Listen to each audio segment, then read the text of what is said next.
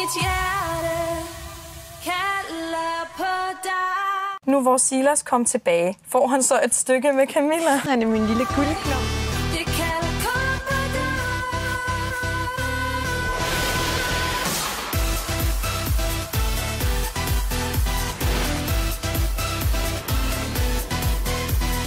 dig. Det kalder kun på dig. På dig. Det kalder kun på dig.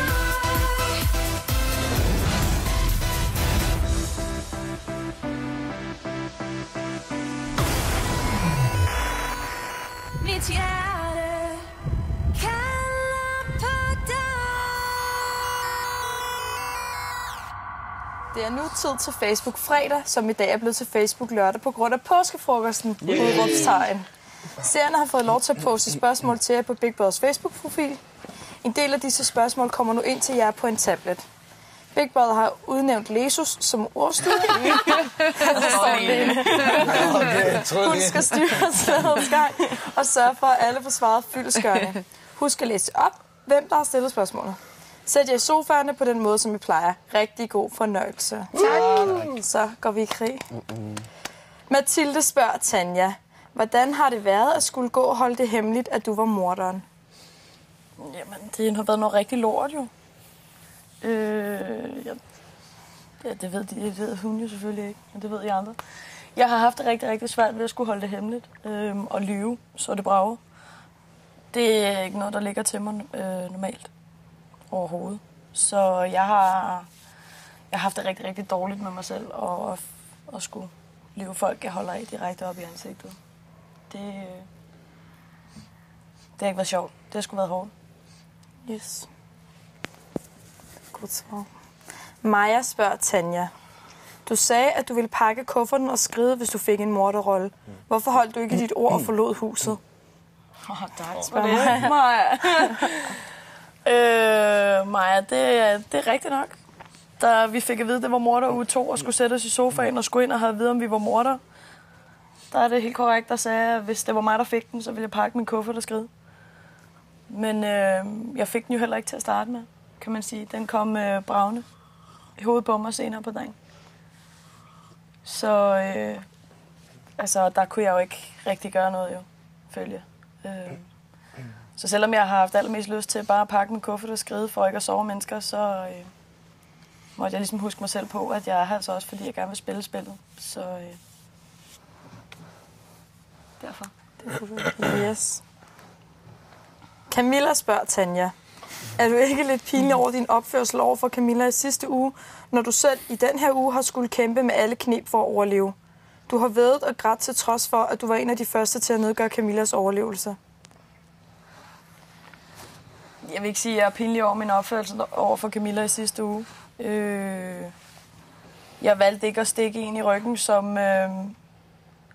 jeg havde ikke noget med Daniel at gøre som sådan. Jeg havde ikke noget tillidsbånd til Daniel. Hvor at jeg mener jo, at Malene var den, der kom ind og reddede Camilla. Og der synes jeg sgu, at Camilla får trådt på en person, som egentlig har ville hende det bedste. Daniel, han har ikke ville mit det bedste. Daniel har været mere interesseret over for andre, i andre mennesker herinde, end han har været over for mig. Ja. Så jeg synes, at mit og Camillas valg, det er 2 forskellige ting. Yes. Så nej, jeg er bestemt ikke pinlig over min opførsel. Og jo, jeg har væddet, men jeg har væddet om ting, før jeg overhovedet fik at vide, at jeg var morderen. Havde jeg vidst, at jeg var morderen på det tidspunkt, havde jeg aldrig nogensinde væddet om de ting. Det eneste, jeg har væddet om, det har været min sko omkring Bjørn, og jeg har også haft givet Bjørn min sko. Så andet kan jeg kan ikke rigtig sige noget til det. Jeg er ikke pinlig over min opførsel, og jeg er ikke ked af mit valg overhovedet. Yes. Godt. Maja spørger Tanja. Hold da op. Du sagde, at du ville rave håret af, hvis du var morderen. Jeg er sikker på, at du vil være lige så smuk uden hår. Så er det ikke på sin plads at få en trimmer ind i huset og gøre noget ved løftet? Det sagde du også, inden du fik morderrollen. Ja. Det var også en... Igen, så var det også noget, jeg sagde, før jeg overhovedet fik morderrollen. Jeg kan ikke huske, hvem der jeg har sagt det til efterfølgende. Men jeg har faktisk haft... Jeg tror, det var Bjørn måske. Nakken. Hvis folk har mistet sin tillid fuldstændig til mig, og jeg kan gøre noget for at få overbevist mig om, at man godt kan stole på mig, jamen, så har jeg været helt derude, hvor jeg tænkte, så må folk jern nakken eller et eller andet på mig. Fordi jeg synes det heller ikke. Jeg synes, det er ufedt, at jeg har siddet og lovet de der ting, hvor jeg ikke har vidst det, og lige efter jeg har siddet og sagt det, så får jeg en morderrolle trukket ned over hovedet. Så det er ikke, fordi jeg ikke har lyst til at stå ved min mor, for det har jeg. Jeg føler bare heller ikke, at jeg kan stå ved dem alle sammen. Hvis jeg må tilføje noget, så synes jeg også, at de væddemål, som du har indgået før du blev morder, de er jo også blevet indfriet i og med, at du har sagt, hvis jeg er morderen, så bla bla bla. Du var ikke morderen på et andet tidspunkt. Nej. Så derfor synes jeg måske ikke, at det er noget, som man kan holde på dig. Nej. Skoene indgik du efter du blev morder, og den har du faktisk indfriet. Hvis jeg så ikke har valgt at tage imod det, det er en helt anden ting. Så vi døbte den Julie i stedet for? Vi døbte den Julie i stedet for. Yes. Går vi videre. Sakir spørger til Rik. Hvordan har du det med at have vildledt Daniel ved at forsikre ham om, at Tanja ikke var morderen, og dermed sende ham hjem? Sakir? Tror jeg. Ja, Sakir. Jeg har ikke som sådan vildledt Daniel. Daniel har spurgt ind til, om jeg stolede på Tanja. Og det har jeg svaret, det gjorde jeg.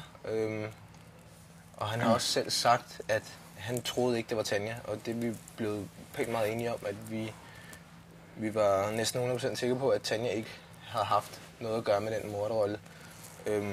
At hun så trækker sig tilbage, efter hun har fået det at vide, det viser måske en smule, at hun har fået noget at vide, som vi andre ikke har fået at vide. Så jeg synes ikke, jeg har vildledt Daniel overhovedet. Nej. Okay, så går vi videre. Nisha spørger til Rik. Havde du regnet ud, at Tanja var morder, men gad ikke fortælle det for at redde hende? Jeg havde ikke regnet ud, at Tanja var morder.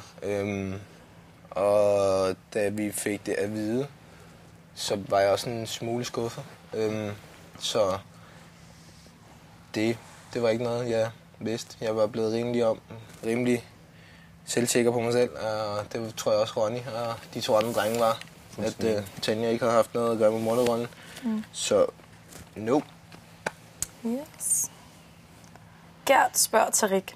Har du ændret mening og følelser for Tanja, nu hvor hun har været morder, og sådan set løjet over for dig og de andre?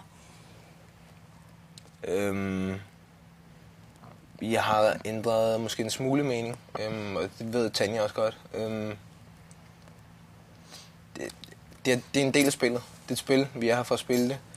Så at hun på den måde tager Daniel og ikke tager en af os andre, det beviser også bare, at hun holder af alle i huset.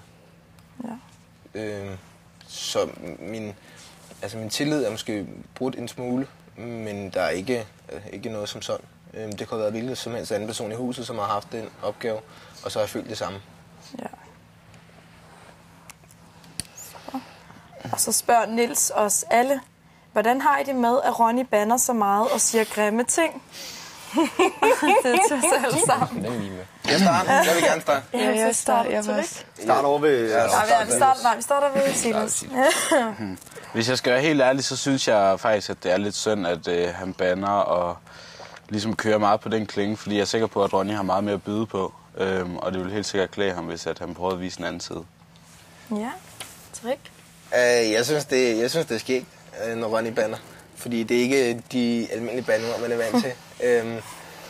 Det er noget helt andet, jeg plejer at høre, når jeg er ude herfra. Så for mit vedkommende, der er det sgu bare skæg og ballade. Så jeg ser ikke så meget i det. Det er dig, Dennis. Jeg synes, det har været meget pressende nogle gange til tider, men det har jeg også talt med Ronny omkring. Jeg kan synes, det er skide sjovt. Slet ingen tvivl. Jeg synes, det er nogle mærkelige ord, der kommer ud af den mund. Men samtidig, nogle gange kan det godt gå over gevind, men så har jeg også taget fat i ham. Og så hjælper det da lidt på det. Så altså, så længe han også lytter til, hvad man siger, hvis man synes, det bliver for meget, så det er egentlig det vigtigste for mig. Ja. Altså, jeg synes også, at det er sjovt nok, når Ronny han bander nogle gange. Nogle gange så siger jeg også, hvis han kalder en et eller andet grimt. Lige sagt et eller andet. Så er han også god til at sige undskyld. Ja, lige præcis. Så det er sgu ikke så slemt. Jeg har ikke noget problem med, at du bander. Overhovedet. Nogle gange så er det svært at skille, når du får sagt nogle grimme ting til folk, og om du rent faktisk mener, det er sjov, eller om det er alvor. Men altså, det er jo, vi alle sammen er banner, og vi alle sammen siger nogle grimme ting til hinanden en gang imellem. Så længe Ronny han også stadig er god til at komme og sige, det mente jeg ikke det der, så er det fint. Jeg er som sådan ikke noget mod folk bander, men der har været et par uger her, hvor det har gået over gevind, synes jeg. Lige før morgenen. Så jeg synes helt sikkert, at da Big Brother siger, at nu bliver det en del af guldpræmien, at du skal holde din mund ud i bandeord, synes jeg er helt fint at få en lille ferie fra det. Hvis vi så efterfølgende kan finde en gylden mellemvej, så synes jeg, det er endnu bedre, og det synes jeg sådan set, at du er udmærket på vej til. Ja. Så. Camilla? Ja, jeg synes også, at der er kommet mange nye bandeord til. Jeg kunne godt tænke mig, at de blev halveret væsentligt meget. Det vil klæde ham meget bedre. 100%. Det synes jeg, da han fik at vide, at han ikke måtte bande mere, så synes jeg, at han var sjovere faktisk. Fordi han fandt på nogle andre ord, der var det samme. Som ikke betød. Altså, det synes jeg var sjovere. Ja, som ikke har det var en bedre måde at bande på. Altså. Men altså, Ronny, han skal bare styre det. Jamen, jeg vil gerne 100%. Jeg vil gerne underskrive på, at jeg bander nok meget, og det har jeg også både forklaret i skriftstolen og til flere. Men jeg tænker ikke over det, og det er 100% fordi hvis jeg tænker over hver bandeord, eller jeg skulle give 5 kroner for hver gang jeg bander, så bliver jeg sgu hurtigt færdig. Det kan jeg godt se. Nu bander jeg igen, men, jeg tænker ikke over det, når jeg gør det, og det er bare den mere måde, vi fyrer den af, når jeg ligesom er hjemme og snakker med folk der, men jeg har det også for at vide mange hjemmefra, at den lige er lovlig høj. Men altså, det er derfor, det er sjovt som guldpakken, at man skal tænke lidt over det, fordi man ikke vil sige det, og hver gang man siger det, så ligner man jo en eller anden, der er dumt, fordi man prøver at trække ord tilbage, selvom man har sagt det. Jeg vil gerne prøve at tænke mere over det, det er ikke det, og hvis folk synes, det er irriterende, skal de jo bare sige det med det samme. Det kan godt ske, at jeg lige farve, men det er bare at sige, du ved godt, hvad jeg mener, og så er der ikke mere i det. Altså, I skal ligesom være, som jeg skal, og jeg skal heller ikke bare kunne få lov til at fyre alting. Jeg vil sige, Gud og jeg og Dennis er så også god til at komme og sige, at når han har været træt af, at der ikke giver høre på, at det kan ham frustreret, så skal man lige skrue et par takker ned. Så bare komme med et par steder i hvert fald. Ja. Går vi videre. Mona spørger Ronny. Først, du gør det skide godt. Håber, du går hele vejen. Men kære Ronny, du er nødt til at tænke over dit sprog. Da ikke alle i og uden for huset tager det lige pænt. Kram fra en 24/7-seer. Ja, som jeg synes, jeg svarede på før. Jeg skal nok, jeg tror, hensyn til, at Big Brother ligesom lader den over guldpakken, det var måske også en tankegang med, at lige skulle lidt ned udefra. Altså, det tror jeg, det er sådan lidt ment. Jeg kan godt tænke lidt mere, end han har sagt 2 skridt frem, så jeg vil gerne prøve at være det, og derfor jeg går nok og løber lidt for al min energi er inden i sådan, for også mod hunden. Det synes jeg også er fint. Jeg har jo meget energi, og det bliver værre og værre også, at det der med for eksempel at lege tik og sådan noget, at om man får vide, man ikke må, det bliver bare sjovere, altså, og det bliver vildere. Og det sidste er, at der ryger alt muligt, så jeg skal nok tænke på mit. Yes. Går vi videre igen. Søren spørger Ronny og Tarik. Hvis I virkelig troede, at David var morder, har I så ikke stukket ham godt og grundigt i ryggen ved at fastholde Daniel og Silas' mistanke mod ham? Og tror I, at David ville have gjort det samme over for jer? Skal du starte, eller skal jeg starte? Du vil godt starte. Det der med at stikke ham i ryggen, jeg synes ikke, det er at stikke ham i ryggen, men det må folk selv vælge at kigge på den måde. Som jeg sagde til David, det var, jeg synes ikke, han har gjort ret meget for at bevise, at det ikke var ham, der var morderen. Og det har jeg også sagt til ham flere gange. Og det er klart, for efter de uger, han ligesom har været oppe og tænke, lige siden dødsgangen, at hans hjerne har været på højtryk hele tiden, så vil man gerne have en uge, hvor det er stille og roligt. Men spillet det går bare så stærkt, og lige pludselig, så ved man til sidst ikke, altså, hvem direkte stole på, fordi det bliver mindre og mindre, og lige pludselig har vi, som vi har sagt, skal vi gå mod hinanden på et tidspunkt. Men hvornår folk starter, det ved vi ikke. Nogen har lagt ud tidligere med at sige, at de spiller taktisk start. Bange. Nogen de gør stærkt med hjertet. Du skal huske på, den der du ryger ud, så kan du altså ikke gøre noget forkert, så du skal hele tiden være klar. Og jo, jeg har da nok en lidt dårlig smag over at tro, at jeg ikke måske have troet på, om der har kommet og sagt, at det ikke var ham, der var morderen. Men jeg har lige så vel, de 3, jeg havde i hovedet, det var dig, Lene, det var Jul, og det var David, jeg har haft, og det har jeg haft næsten hele vejen. Og det kan Tanja, ved Tanja også godt, og det ved Bjørn også godt. Bjørn, som var der en overgang, hvor man lige var han gik, han kunne godt, dengang der var 2 mordere, han har ikke sagt noget om, han ikke kunne nakke Daniel. Han har sagt, at han ikke kunne nakke Silas. Det er ordret. Derfor kunne man godt have tankegangen, men det var de 3, jeg har haft hele vejen. Og mig Trik har også sagt, at vi håbede ikke på, at det var David, for jeg ville gerne have ham i huset. Og skulle jeg vælge, at Daniel og David, og det ved alle godt, så jeg valgte David skulle komme tilbage til huset, og det ved Dan udmærket godt. Yes. Ja, det er stort set det samme. Jeg vil bare sige, at de 2 nye havde også set, hvordan David har opført sig, siden de kom ind. Ja. Og godt kunne mærke, at der var noget anderledes. Men selvfølgelig, David har haft brug for et pusterum, og og alt det hektiske, der er sket de sidste 2 uger, har selvfølgelig gjort, at David kan slappe af den her uge, fordi der ikke er noget, han er ikke centrum i den her uge. Men det giver bare mistanke til både de nye og de gamle. Vi har prøvet at forklare jer det 20 gange. Ja, men det var bare, at vi havde ikke som sådan nogen at gå efter, som havde opført sig anderledes. Jeg havde Julie og Bjørn til at starte med. Da jeg så var ude i opgave med Bjørn, der fandt jeg så hurtigt ud af, at Bjørn nok ikke var morder. Især opførelsen og hvordan man så var efterfølgende.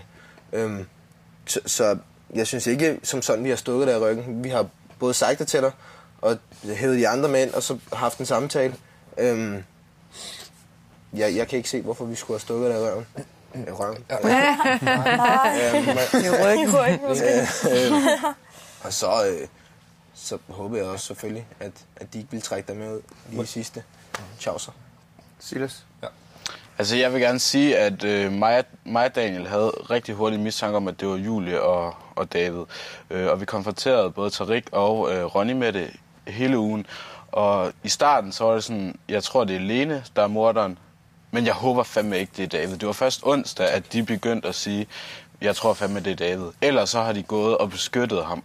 Og det var simpelthen, for os var det så åbenlyst, at det var David, fordi at han ikke rigtig deltog og virkede mærkeligt, da vi kom frem med, at der var 2 mordere. Så det var først, da vi virkelig alle sammen var så overbevist, at vi faktisk fik Ronny og Tariq til at sige, okay, vi tror måske faktisk, at det er David. Indtil da, der sagde de, jeg håber ikke, det er David, jeg tror, det er Lene. Og det er sagt, jeg vil godt sige noget. Det har vi sagt hele vejen. Ja. Og det er også derfor, at det et eller andet sted ikke ærger mig, men dengang de havde muligheden for at smadre æggene og kunne få nogle billeder, og jeg ved godt, folk blev med at sige, at de kunne få nitter, men der håbede jeg allermest på det, så ved jeg, at vi hævde David spillet op og kunne sige, godt, det er kamp. Så kan vi tænke videre derfra, og det var derfor, jeg håbede på, at de tog debat og smadrede de æg dengang. Og jeg sagde, at det var for dumt, fordi så kunne måske udvalgt, men lige så vel vil jeg heller ikke gerne med Tanja, og det har mig og Tanja også snakket om. Det er svært nu, fordi vi kan lide hinanden, så det bliver svært at skrive under med folk, men skal man gå imod folk, eller skal man gå med dem? Eller hvad skal man gøre? For når man får en fælles opgave, så plejer man at sige, at man skal følge, men det kan godt være, nogen går imod. Altså, det må folk selv tackle. Og mig og Tariq valgte at gå med fælles, og sige, at vi skal klare den opgave, fordi det var spændende. Det var det. Kan du huske, hvad jeg sagde til jer ude i opklaringsrummet med Tariq? At I lige skulle op og fjerne ham på tavlen? Ja. Og kan du huske, hvad jeg så sagde? At hvis det var Tariq, ville jeg aldrig have sagt det til jer. Ja. Jeg ville ikke aldrig have hjulpet jer, og det er det samme med Ronny. Ja. Så jeg havde ikke sagt noget, hvis det var jer. Og det kan I stole på 100%. Sådan er jeg. Jeg ville aldrig have sagt noget til jer, fordi jeg hellere ville have haft de 2 herinde. Og det sagde jeg også til jer derude. Så. Men det var nemlig det, altså, vi fik dem først til at sige, okay, vi tror faktisk måske, det er David om onsdagen. Det er alligevel mange dage, hvor at de nok har, altså de har nok haft en større mistanke til dig, end de har også den vigtigste dag. Det var måske den dag, de skulle beskytte mig mest. Så kunne de have sagt om mig hele ugen. Og så den sidste dag kunne de så have sagt, okay, vi tror ikke, det er David. Det er jo ikke den dag, de skal sige det, for det var den værste dag.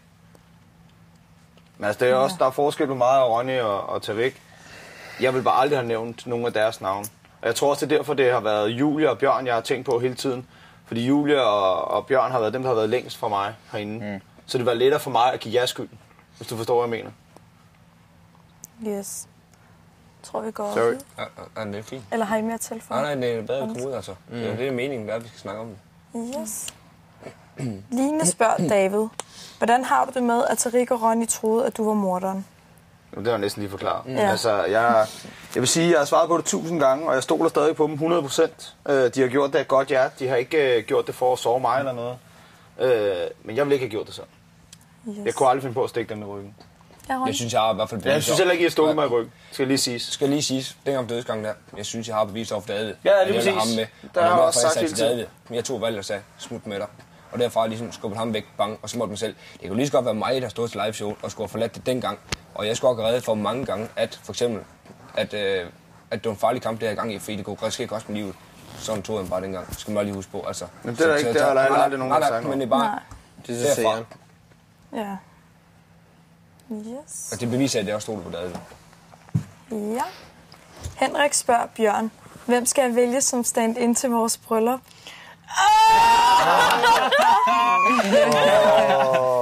Gud og vand. Henrik, hej skat.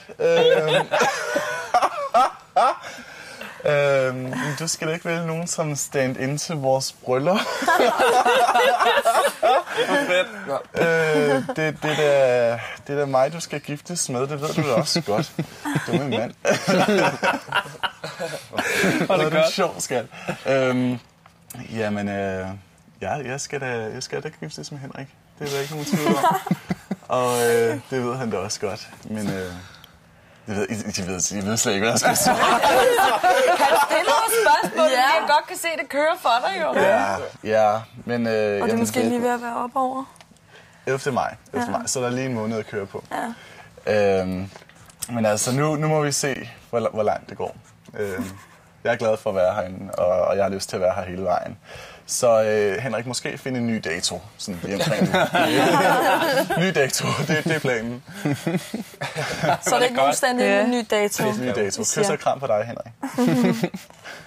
Connie spørger alle, hvorfor er der ingen, som har takket for guld? Jeg synes for G-uldpakken. I havde jo bukket og hæppet, hvis det havde været alle andre end Camilla.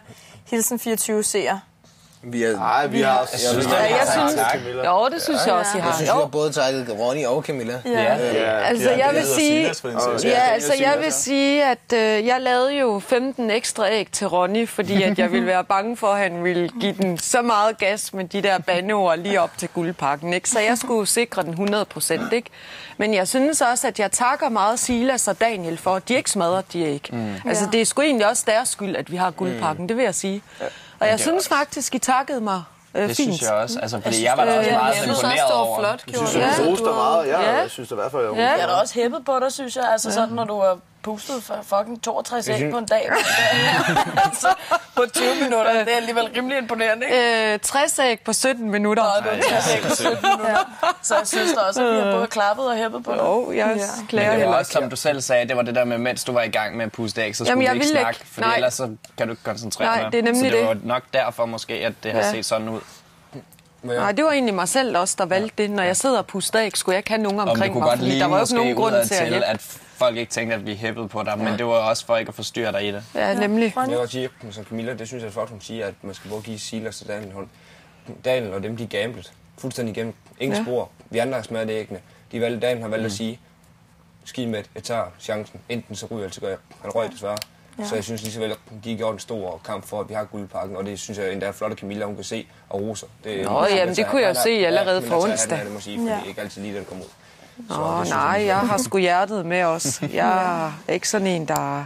Om ikke andet, så har Camilla bevist, at hun godt kan få job i en børnehaveklasse. Ja. Jamen, der siger jeg ellers tak. Men i påsken, der kan jeg godt sige ja. Det kunne være hyggeligt. Nå, Michael spørger Diva Dennis. Tillykke med fødselsdagen i torsdags. Og bare lige så du ved det, så vejer det tungeste rensdyr langt fra 1000 kilo. Ikke julemandsrensdyr. Nej, det var galt lige så godt. Lige nok, Dennis. Det var ikke en ton. Lige præcis, det var en Sådan. Jeg har en vedmål. Tak, Dennis. Det var fucking vigtigt. Jeg er med dig. Tak, Michael. Det var dejligt lige at få en udefra. Lige nok, det var ikke en ton. Langt fra. En ting mindre. Langt fra. Så er det en ting mindre, der skal googles. Tillykke med det. Sådan. Så vandt de der noget i jeres liv. Dårligt taber, mand. Diana spørger Lene. Synes du selv, at du bidrager med lige så meget som de andre beboere? Uddyb gerne, hvorfor og med hvad? Jesus walks. Jamen altså, nu ved jeg ikke, om det er husligt, eller tror jeg, det er. om hun mener personligt. Nej, jeg tror, det er husligt. Jeg ved ikke, det er hele, hvad jeg tror. Fællesskabet. Lidt blandet. Jeg føler, at vi alle sammen bidrager med hver vores personlighed og med forskellige ting. Trik, han er fuldstændig op at køre hele tiden. Silas, han er sød lidt klaphat. Dennis, han er en diva, og vi alle sammen har nogle forskellige ting, vi bidrager med. Jeg føler selv, at jeg bidrager med min tossede personlighed. Jeg er bare lille og skør. Og jeg ved godt, at nogle gange kan jeg godt holde lidt igen med mine følelser, men jeg ved ikke, om det er det, hun tænker. Det er tit noget, jeg har haft som problem, i hvert fald også over for mine veninder, fordi jeg kan ikke lide at virke svag over for andre mennesker. Så jeg går meget og holder igen med sådan nogle ting, og jeg ved ikke, om det er der, hvor folk ikke føler, at jeg bidrager lige så meget. Fordi jeg har svært ved at fortælle sådan nogle ting, for jeg gider ikke gå og tude hele tiden over nogle ting og gå og føle, at jeg har det hårdere end andre. Så det kunne jeg godt forestille mig udadtil ikke ligner, at jeg åbner lige så meget op. Men det er noget i hvert fald, jeg har tænkt over de sidste par dage. Jeg godt kan mærke nogle gange, at der holder jeg igen. Men nu ved jeg ikke, om det er fordi, at der er nogle af jer andre, der føler, at jeg ikke bidrager med noget. Jeg synes sgu ikke, det vil være det samme at være i Big Brother-huset uden Lene. Nej. Det vil jeg gerne ærligt indrømme. Altså, jeg hopper rundt med det ret meget, synes jeg. Så jeg ved ikke, hvad det skulle være. Lige fra min vinkel i hvert fald. Motion måske. Det kan være lidt. Har du overhovedet set det dødehus derude? Altså, du synes jeg ikke, det er lige at bidrage med noget, bare at dyrke motion. Det er sgu ikke det, jeg synes. Men altså, som jeg har sagt før, hvis folk de synes, der er et eller andet, hvor jeg enten holder igen eller et eller andet, så sig det til mig. Jeg er en person, jeg godt tåle for at vide, hvis jeg ikke bidrager med lige så meget. Hvis folk siger, Lene, de sidste par dage, du har ikke lavet lige så meget i køkkenet, så fair nok, jeg skal nok gå op og lave mad. Så skal jeg nok tømme opvaskemaskinen lidt mere. Altså, jeg har ikke noget problem med det. Jeg er bare en person, der man lige skal sige det til, fordi jeg ikke tænker så meget over det. For jeg går lidt i min egen verden nogle gange, tror jeg. Lene World. Jeg synes også, vi er blevet gode til at sige det til hinanden, hvis der er problemer. Ja. Så hvis der har været et problem, og folk har haft et problem, så har de sagt det til dig. Det er jeg sikker på. Ja, det havde jeg da håbet i hvert fald. Jamen, det er jeg sikker på. Jeg synes, jeg generelt, vi har været meget til. Vi er blevet meget gode til det. Jeg synes generelt, vi har været hele vejen i forhold til, hvad kigger, fordi vi sad og snakker om, at vi har ikke haft nogle direkte voldsomme skænderier i forhold til, hvor mange gange. Altså, det synes jeg ikke i forhold til, hvad vi kunne have gjort. Det synes jeg heller ikke. Altså, det må jeg om. Det er så lidt, altså det er derfor, jeg tror nogle gange, vi finder et skænderi frem. Det er fordi, vi keder os lidt, og så for at køre lidt på hinanden, og så det bliver til lidt mere. For jeg synes ikke, der er en skid. Ja, altså. Ikke voldsomt. Altså, jeg ved ikke, hvad det er, hun mener. Silas, han glemmer sine ting hver gang. Nej, jeg kan ikke se. Altså, men jeg synes, Han er du også ny, bidrager og han har ikke med... gået sammen med mennesker før. Nej. Det er lidt. Du bidrager med en masse humor. Jo, jeg håber da også, at jeg bidrager med noget i hvert fald. Ellers så må I sige til, hvis jeg ikke bidrager med noget. Hvis der kommer flere spørgsmål, så vil vi gerne vide det. Så går vi videre. Vibeke spørger alle. Tænker I ikke på, at dette er et spil, og I sidste ende ikke alle kan vinde, og på et tidspunkt, så skal I jo vælge jeres bedste ven fra? Skal vi starte fra den anden? Ja, vi starter fra Det er vel det samme, Jeg er tror, det det er ikke? det samme. Altså, jo, jeg tænker da over, at det er et spil, men jeg har det også sådan, jeg er kommet ind som ny. Jeg vil ikke bare gå ind og spille benhårdt fra start. Jeg vil gerne lige lære nogle folk at kende og få nogle venskaber herinde. Og så, altså, det tror jeg også, jeg skal. Jeg vil ikke gå ind og spille benhårdt, så vil jeg bare blive smidt ud med det samme. Så. Men jo, jeg er ops på, at det er et spil, men jeg er ikke gået taktisk på den måde endnu overhovedet. Jeg tror også, det mange af os har tænkt på, det er også med hensyn til, at vi har været rigtig mange. Nu begynder vi at blive færre og færre. Nu begynder den at komme til det kritiske punkt, hvor folk måske begynder at tænke mere på sig selv. Så selvfølgelig vil folk begynde at tænke taktisk, og jeg tror, alle folk er klar over det. At på et tidspunkt, så vil folk blive nødt til at stikke hinanden i ryggen, alt afhængig af, hvad der kommer til at ske. Det ved vi jo ikke. Men i hvert fald, jeg føler ikke, altså alle folk har på et eller andet tidspunkt sagt, i hvert fald til mig, at de ved godt, på et eller andet tidspunkt, så begynder det at blive kritisk, og at folk bliver nødt til ligesom at tænke på sig selv, fordi man vil jo gerne vinde. Også bare i det hele taget til nomineringer om torsdagen. Man kan jo ikke blive ved med at stå de samme mennesker. Der skal jo altid nye ud. Men jeg tror, vi er alle sammen rimelig enige om, at vi er inde i det her spil. Både for at lære nye mennesker at kende, og for at vinde det. Og det er jo det. tror jeg, vi er alle sammen rimelig enige om. Men altså, også det, at man bare kan være lidt følelsesmæssigt med i spillet. Have lidt nogen, man kan med, i stedet for at alle er bare taktisk. Og det bliver til sådan noget paradise crap. Så man har nogle følelser med i spillet, og altså, det giver ikke nogen mening, hvis man bare brænder hele lortet nu, og bare spiller taktisk. Fordi så ender det med, at der er nogen, der spiller med hjertet, og nogen, der spiller taktisk. Og jeg vil gerne ved med, at der er flere, der spiller med hjertet lige nu, end der er nogen, der spiller taktisk. Ja. Ronny? Jeg siger, vi har aldrig haft så godt fællesskab, hvis vi alle sammen spiller taktisk. Det havde vi ikke. Fordi folk har spillet med hjertet indtil videre, og så mig og Dennis havde et lille bitte skænderi over i går, hvem man kan stole på, om ikke kan. Nu det der med Tanja har vist hende over morderen i går. Det giver sådan en bike, okay, jeg tror jeg kan stole. Hvad så med andre? Og det er ikke nogen dumt, men det er bare lige pludselig. Hvis man ikke følger med, og man ikke gør noget selv, så lige pludselig, så er du stole på den forkerte, eller måske tror du kan stole, eller ikke åbne dine øjne nok, og så går du over dig selv, og så ryger du selv. Du er nødt til at lige pludselig vende om, hvornår skal du gøre det, hvornår skal du ikke gøre det.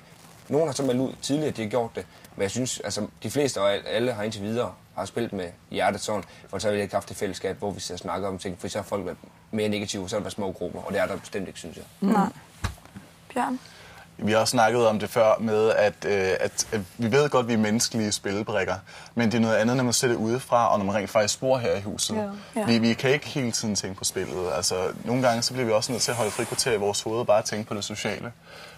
Nu er vi ved at nå til der, hvor nettet strammes, og på torsdag er der sandsynligvis en tredjedel af husets beboere, der skal ud og stå som nomineret. Og det er jo helt sindssygt. Så nettet strammes, og vi ved det automatisk, når vi begynder at tænke mere taktisk. Det vil man. Det ikke komme. Men sådan vi har jeg bliver også. også nødt til at bo med hinanden. Ja, præcis. Ja, men vi skal jo Ja, også kunne se os selv i øjnene, når vi kommer ud herfra. Præcis. Og umiddelbart, så synes jeg heller ikke, at når man er så mange, at man behøver så gå og stikke stikke sine venner i ryggen. Fordi man skal også tænke på, at man er mennesker, ligesom du siger. Altså, Men det er også... vi har snakket om før. Det er jo heller ikke at stikke hinanden i ryggen, når der er man Nej, nominerer men hinanden på et nej, tidspunkt. men På et det tidspunkt dør kan vi heller ikke undgå det. Nej, nej. det er det. Sådan er det. Men det er umiddelbart, nu behøves man, altså... Det er bare, hvis man bliver med at tænke på, Eriksson, så lige pludselig, hvis man gerne vil nå mål, så ryger man måske selv, fordi man ikke lige har åbent øjnene. Altså man skal stadig være med hele tiden, hvornår kan folk begynde på det, fordi ellers er det lige pludselig også, så ryger du selv, og så er du altså, så der selv der står for skude, så håber man selvfølgelig bare på, at man ryger ind igen, men når man så kommer ind igen, så virker det måske også, okay, det var mig, der kom ud. Hvem kan jeg stole på? Men da vi har været 19 mennesker, der er der jo ikke nogen, der har stået og tænkt taktisk. Altså, det er det Nej, bare. det Jeg vil da også hellere stå med Det siger jeg også. to mennesker derude, jeg virkelig godt kan lide, i stedet for at stå med tre herinde, som alle spiller taktisk. Og man ved ikke, hvad man kan stole på, og hvis de holder sammen, eller de holder sammen, så vil jeg hellere have, at jeg kan lide alle mennesker og ryge ud på den måde. Ja. Ja, jeg tror, vi er enige om den der. Ja. Ja, det er vi. Linda spørger alle. Nævn 2 positive egenskaber ved hinanden, og 1 negativ. Hilsen 24 Det er vores leg. Den har vi lejet. Ja. Nå, men det kan altså... Hvad skal vi? Det kan Vi skal nævne 2 jeg så sidde og positive sige det til egenskaber alle? ved Det tager jo hinanden, 1000 og år, 1 man har negativ. Ja, 1000 år, det det gør der. ikke tage en bagefter, Kan jeg så. ikke bare sige, at vi tager en person, vi siger 2 positive om, og en negativ? Altså, hun Jo, er så vælger man en 24/7 serie, person. kan man sige, så vi kan jo sagtens tage den bagefter. Nu skal vi tage den der, Jamen, men det er Vi jo kan jo nu bare skal tage vi jo en tage den person nu. hver. En person hver. Skal vi Ja. gøre det? kan vi ikke alle sammen sige om en person? Jo, netop det er det. Hvem tager vi? Nå, jamen, du sagde Hvem- en. Vi hvem tager tager en person hvem? hver. Ja. Jeg tænker på, at vi Han tager Silas en, først. for eksempel, og jeg tager en. Nej, og vi du tager tager Silas først. Dennis tager Og så siger vi alle sammen 2 positive ord om Silas og en negativ. Ja, det kan vi lige så godt. Men hvorfor gør vi ikke bare sådan der? Vi tager jo 1000 Jamen, så skal Dennis han- tager Det er ikke Silas, så 1000 år, og det kan Tarik godt være, mange er tager så enige. Dennis. Jamen, så må vi tage bagefter. Lige bagefter. Kan vi ikke bare gøre sådan i rækkefølge? Ja, så lad os gøre. Jeg er lille. Er det ikke lige meget? 2, Der er mange tilbage. 4. Bare gå tilbage. Så, kan vi ikke tage den Kan vi bagefter? så lige sige, Vi vi tager tager den den bagefter, når det er Vi færdigt? tager den til sidst, for den er lang. Den er rigtig lang, ja. Vi har lejet den. Bare husk den. Okay, men vi vil gerne lege den, fordi det er en meget sjov leg faktisk, og det er, man får meget ud af sådan en leg. Men det skal vi nok huske, Linda. Okay, Anna spørger Camilla. Er du glad for, at Silas er kommet tilbage efter liveshowet? Anna hed hun, ikke også? Jo. Ja, Anna, jeg er glad for, at Silas kom tilbage. Altså, det synes jeg, han er fortjent, nu når han også har gættet rigtigt. Det er bare ærgerligt, at Julie skulle ud, selvfølgelig, ikke også? Det er, men ellers jo, jeg er glad for, at Silas kom tilbage. Ja. Sjov, frisk fyr. Så klaphat. Randi spørger David. Når du kommer ud af huset, kunne du så tænke dig en date med en sød, enlig mor? Jeg vil sige, at Randi, du er garanteret en sød pige og sådan noget, men jeg har jo, min store drøm er jo at finde en pige, der ikke har et barn i forvejen. Men man ved jo aldrig, hvad der kan ske. Altså, der kan være, der er mange ting, der ændrer sig, når jeg kommer ud herfra. Men lige må jeg nok sige, at min store drøm er at få nogle børn med en, der ikke har børn i forvejen. Så Okay. lige pt, så ligger den lige på is. Men du kan da se Randi, når du kommer ud i hvert fald. Ja, Se om hun er sagtens. noget. Kom til næste live Det show. er nok ikke 24/7, fordi du har sagt det til Malene, du ikke vil have nogen med. Nå, vi går videre. Linda spørger Camilla. Hvordan har du det i huset nu? Føler du dig mere accepteret efter denne uge, hvor I har haft nogle gode stunder sammen? 24/7 siger. Jamen altså, jeg har jo vildt lige fra starten af, så jeg har jo hele tiden været her, som mine andre medbeboere har været. Og det kom selvfølgelig som et chok, da jeg kom herind, jeg ikke kunne få lov til at være mig selv, fordi ude på den anden side, der har jeg aldrig oplevet noget lignende. Men altså, jeg giver plads til mine medbeboere, jeg synes også, de giver plads til mig. Så selvfølgelig, jo flere mine medbeboere ikke kan blive påvirket af, og deres holdninger og meninger, jo bedre synes jeg, det er gået, ikke? Mm. Absolut. Så på den måde, så synes jeg har lige så meget som de andre, så... Og du føler dig mere accepteret? Jamen, jeg ved ikke med hensyn til at være accepteret. Jeg tror ikke, der er så meget forskel, men vi hygger os bare. Ja. Altså, vi kan jo ikke andet. Vi skal jo ligesom give plads til Vi skal hinanden. jo ligesom bo her. Ja, Det er det. og det er jo det, jeg føler. Jamen, det kan da godt være, at folk begynder at lukke øjnene op for det også, ikke? At man skal give plads til hinanden. Og... Ja, altså, jeg synes ikke. Jeg synes, det går fint. Yes. Vi hygger os da. Så kommer vi til Niels, som spørger Bjørn og Dennis. Sidste år fik vi et homokys i Big Brother. Får vi også det i år? Har der ikke været det? Har I ikke lavet det? David. Hvorfor vil du gerne se det? Det skal han ikke regne med at se. Det sker ikke. Nej. Okay, så Niels får ikke noget homokys. Altså, for min skyld, så var en trutter, det var fucking lige meget, det sagde jeg også til Bjørn, men Bjørn har sagt, det er ikke noget, der skal ske, og jeg vil heller ikke, sådan ser jeg heller ikke Bjørn. Jeg accepterer også, at Bjørn han har en forlovet, så det vil aldrig nogensinde komme til at ske. Så skulle Dennis have været hurtigere. Så skulle Dennis have været Men vi har der i Standing Alive, som David lige nævnte, Ja, det har som jeg ikke er så stolt af, men... Så der må Niels spole tilbage. Ja. Du får et kys på kinden. Rewind. Nej. Okay. Jeg zoomede. Christina spørger Silas, savner du Daniel? Jeg savner helt bestemt Daniel. Jeg synes, han havde en god energi herinde, og jo, jeg kunne godt blive pisse irriteret på ham, men hvis jeg kedede mig eller sådan noget, så kunne jeg altid gå over til Daniel. Og det savner jeg, at vi havde det med lige at have et kvarters tid om dagen, hvor vi lige opsummerede, hvordan vi havde det i dag, og hvordan dagen var gået, og det savner jeg helt bestemt. Yeah. Han var en god fyr. Jeg savner også Daniel. Det kan jeg godt forstå. Så spørger Jakob Camilla, savner du Konrad? Og hvis du kunne vælge, skulle han så komme ind i huset igen fra Big Brother-fanen? Jamen, jeg savner Konrad rigtig meget. Han er min lille guldklump, men nej, hvis jeg kunne vælge, ville jeg absolut ikke have ham ind i Big Brother-huset igen. Der sker for meget, og det vil jeg ikke byde ham. Men jeg savner ham og tænker på ham hver dag. Yes. Men jeg ved, han har det godt hos familien i Jylland. Og det er det, jeg tænker, når jeg tænker på ham. Forståeligt. Så tak for det. Så kommer der et fra Heino. Han spørger Camilla. Nu hvor Silas kom tilbage, får han så et stykke med Camilla? Ej, hvor er den grineren. Ej, hvad hedder det? Silas og jeg, vi pjatter. Og nej, han får ikke et stykke af Camilla. Så lukker vi Han tager det. ikke et stykke med Camilla, som er det, hvis man Nej. Vi hygger os bare, ikke? Okay. Har det sjovt. Det er ren lir. Så kommer der et til fra Denise. Camilla, hvorfor mener du, at de andre er misundelige på dig? Ved du ikke, hvad misundelig betyder? Nå, men det var misundelse, det ved jeg godt, hvad det betyder, men det var i starten, hvor alt, du ved med, at jeg ikke følte, at jeg kunne have mine egne meninger og holdninger, for der var alt det der, ikke? Det har jeg også svaret på for længe siden. Ja. At det, der betyder noget for mig, det er, når man er så mange i et hus, så skal man skabe plads til hinanden. Ja. Og hvis det er, at man ikke kan få lov til at have den der egne meninger og holdninger, uden at blive så sure, så synes jeg, det virker mærkeligt. Fordi jeg har ikke oplevet, at... og misundelse, det mener jeg så med, at jeg fik nogle små kommentarer hver Facebook-fredag. Ej, hvorfor er det altid dig, der får spørgsmål og sådan noget, ikke også? Var der på et tidspunkt. Så blev folk lidt sure over sådan. Det har jeg oplevet, ikke? Okay. Men det havde jeg altså. Det er rigtigt. Det er ikke bare noget, jeg siger. Ej, det er mig, der fik spørgsmålet, Ronny. Men det er, hvad jeg føler. Okay. Og det er det, jeg mener med misundelse, når folk de kan blive så sure over, at jeg har fået nogle flere spørgsmål på en Facebook-fredag, ikke? Det er det, jeg mener. Ronny, kommer du til for? Camilla siger, at vi er misundelige, hver gang hun er sur. Det er stensikkert. Det er der, den kommer. Og der er ikke noget. Det er fordi, Camilla nok ikke tænker over det. Hun er også lige meget, men den kommer hver gang, det er derfor. Og det er derfor, at folk lige nok derude tænker, ved du hovedet misundelse det er? For jeg tror bare, du slynger noget ud, nogle gange tænker, det lyder bare godt lige i den sætning der, men... Så er det også sidste uge. Ja, du siger det hurtigt, men jeg så tror... sidste uge. Ja, jamen, det er altså, fordi... det er jo ikke fordi, vi er misundelige, fordi jeg skulle ikke have dit liv. Altså, havde dit liv, så havde jeg gjort noget ved det. Så... Hvad mener du med det, Ronny? Må jeg spørge om det? Ja, at det, du laver i dit liv, for eksempel, den måde, du er på, det er slet ikke mig. Nej, men det er mig. Altså, jeg kan godt lide at være mig selv. Det er jeg ikke misundelig på. Nej, men det er det. Altså, i sidste uge, der blev jeg bare kuglet ned, fordi jeg fik rollen som morder. Så har jeg det bare sådan... Jamen, prøv at høre, morderrollen. Det er jo ikke noget, jeg selv...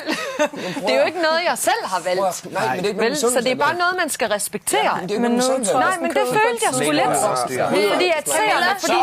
Nej, må jeg lige afslutte den her på en sød måde? Må jeg lige afslutte den? Hvor vi lukker? Nej, jeg skal lige, fordi det er mit spørgsmål, så jeg skal have lov til at sige punktum. Men det snakker ikke om det samme nu. Nej, men det er bare det, jeg mener. Og så er det, fordi der er nemlig tit, jeg hører, hvis det er seerne, der vælger, så er det Camilla. Den bliver tit slynget ud.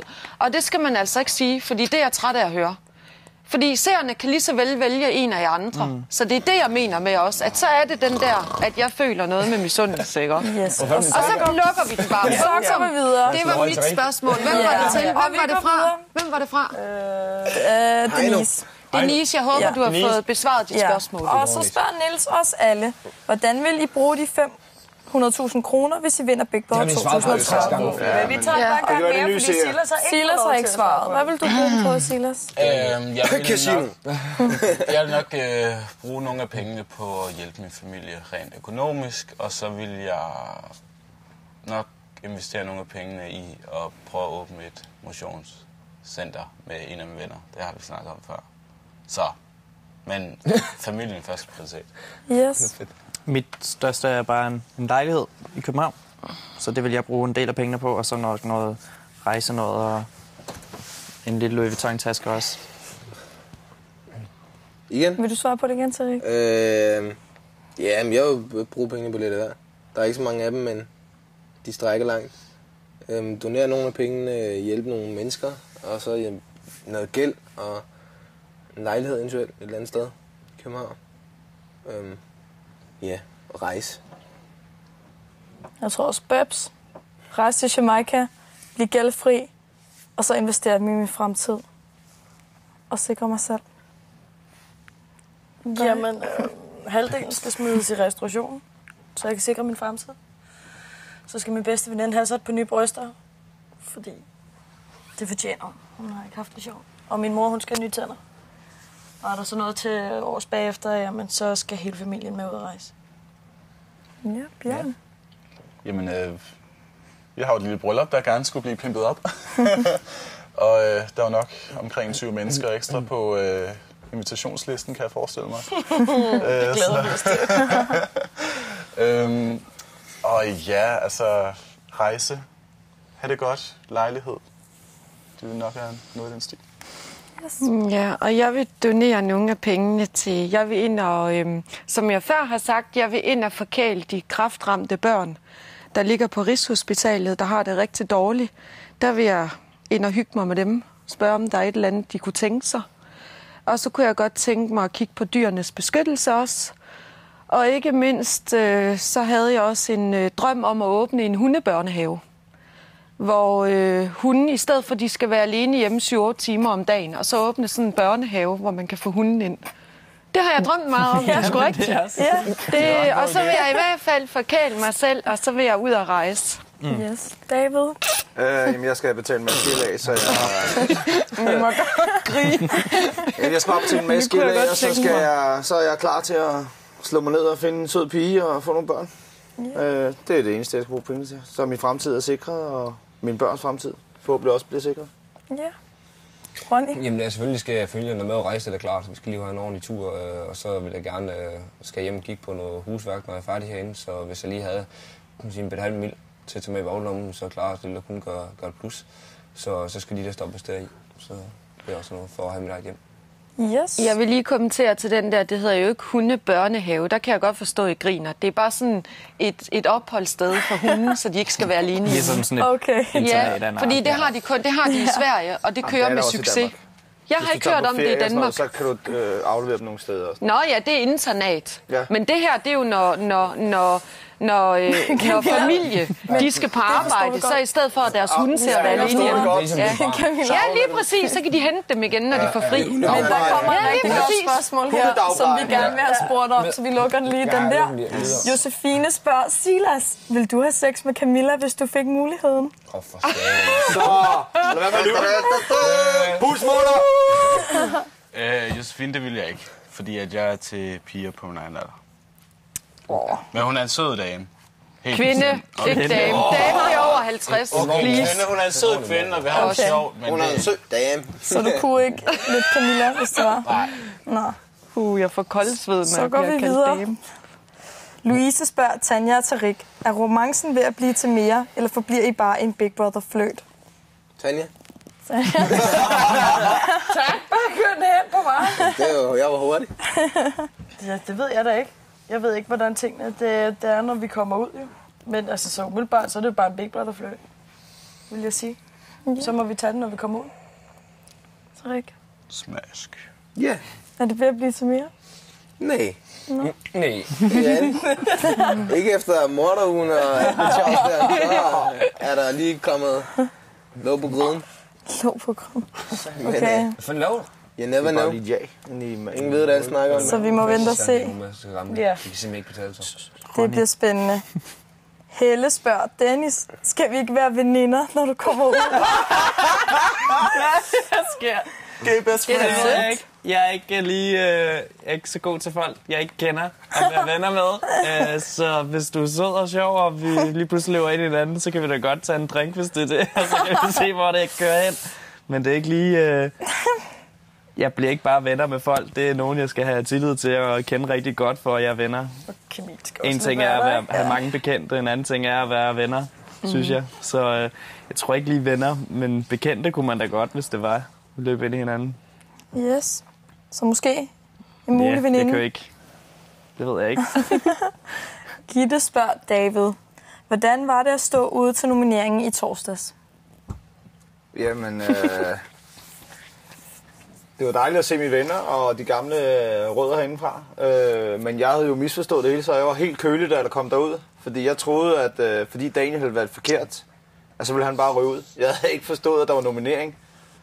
Så da Daniel vælger mig, og det er forkert, og vi så får at vide, at der skal stemmes nu, så begyndte jeg at, hele kroppen begyndte at, jeg vil svede og krammede lammer, eller en lighter og en bamse, og min far spillede nede, og jeg blev rigtig nervøs.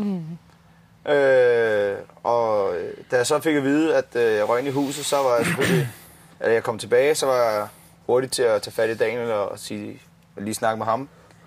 Men jeg vil sige, på vejen tilbage til huset, der havde jeg lyst til at bare springe i luften af glæde, for jeg havde slet ikke set den der komme. Så jeg var jo helt afslappet hele torsdagen. Jeg hyggede mig. Fordi hvis de valgte mig, når man er fan, så kommer jeg tilbage til huset. Så jeg havde ikke set den komme. Men det var, jeg er helt pjattet med, at min familie er der, mine venner og alle de gamle er der, og der står en masse andre mennesker. Det giver en sindssyg varme i maven, når man står ude. Yes. Og i hjertet. Patricia spørger, Camilla, hvor mange farver hårbøjler har du? Og altså herinde, der har jeg nok taget gul, grøn, rød, pink. Du har lyserødder. Lyserød, den anden gul. Jeg tror, jeg har en 7-8 stykker med herinde, men derhjemme har jeg også en del. Flere Også farver. hårelastik og blomster. Jeg har alle farver blomster. Lyserød og rød og grøn og blå og lilla. Hun er farverig. Så du har Ja, jeg er alle meget farver. farverig. Jeg har lidt af hvert. Ja, Det er godt. det lyder rigtig godt. Line spørger Bjørn, føler du, at du er psykologen i huset, siden du snakker så meget med folk?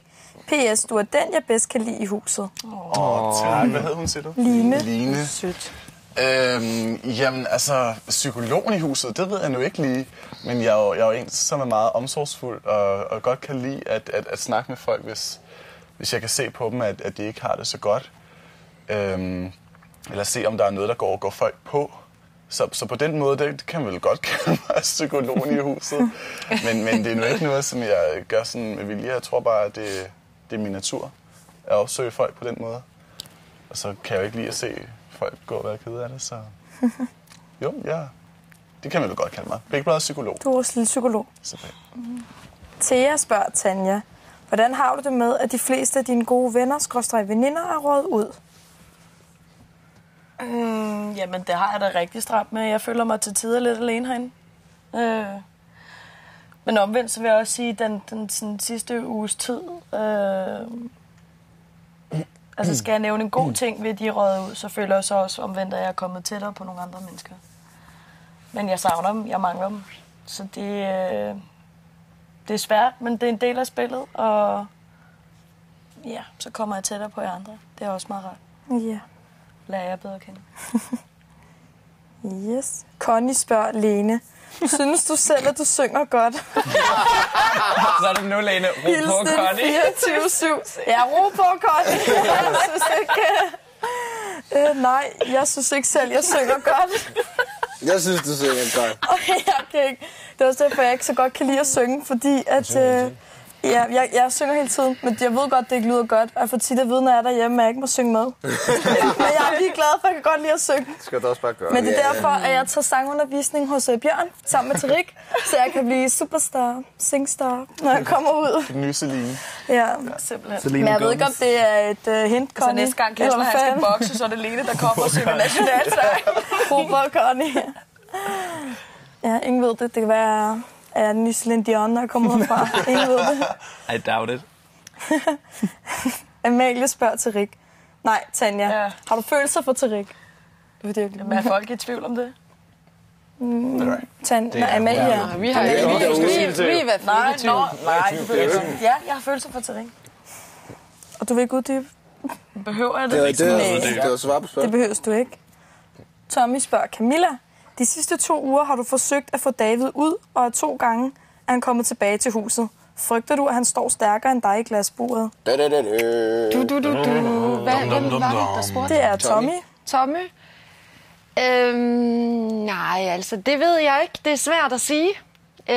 David, han er også god. Så det er svært at sige. Jeg har ingen kommentar til det. Jeg ønsker ham held og lykke også. Jeg kan ikke... jeg ved ikke, hvordan og hvorledes. Det er svært at svare på det spørgsmål. Så du frygter ikke, om han står stærkere end dig? Nej, det er svært at sige. Okay. Det må vi se, når vi en dag kommer op mod hinanden. Yes. Så. Vivi spørger David. Vil du ikke fortælle de andre den joke med din mors selvbruner? Jeg så dit stand-up, og du var flad af grin. Du har en fantastisk humor. Hvad? Det vil vi gerne høre. Ja, Hvad er det for noget stand-up? Ja. Lavet noget stand-up. Stand-up. Som ligger på YouTube, eller hvad? Nej, Det gør det nu. Det ved jeg sgu ikke, det tror jeg ikke. Hun har bare skrevet, at hun så dit stand-up og lå flad af grin. Nå, ja, men det er, da jeg ikke var så gammel, og lige var begyndt at onanere, så fik jeg at vide af gutterne, at det var bedre at bruge creme, så jeg gik bare ud og tog noget creme ud i badeværelset.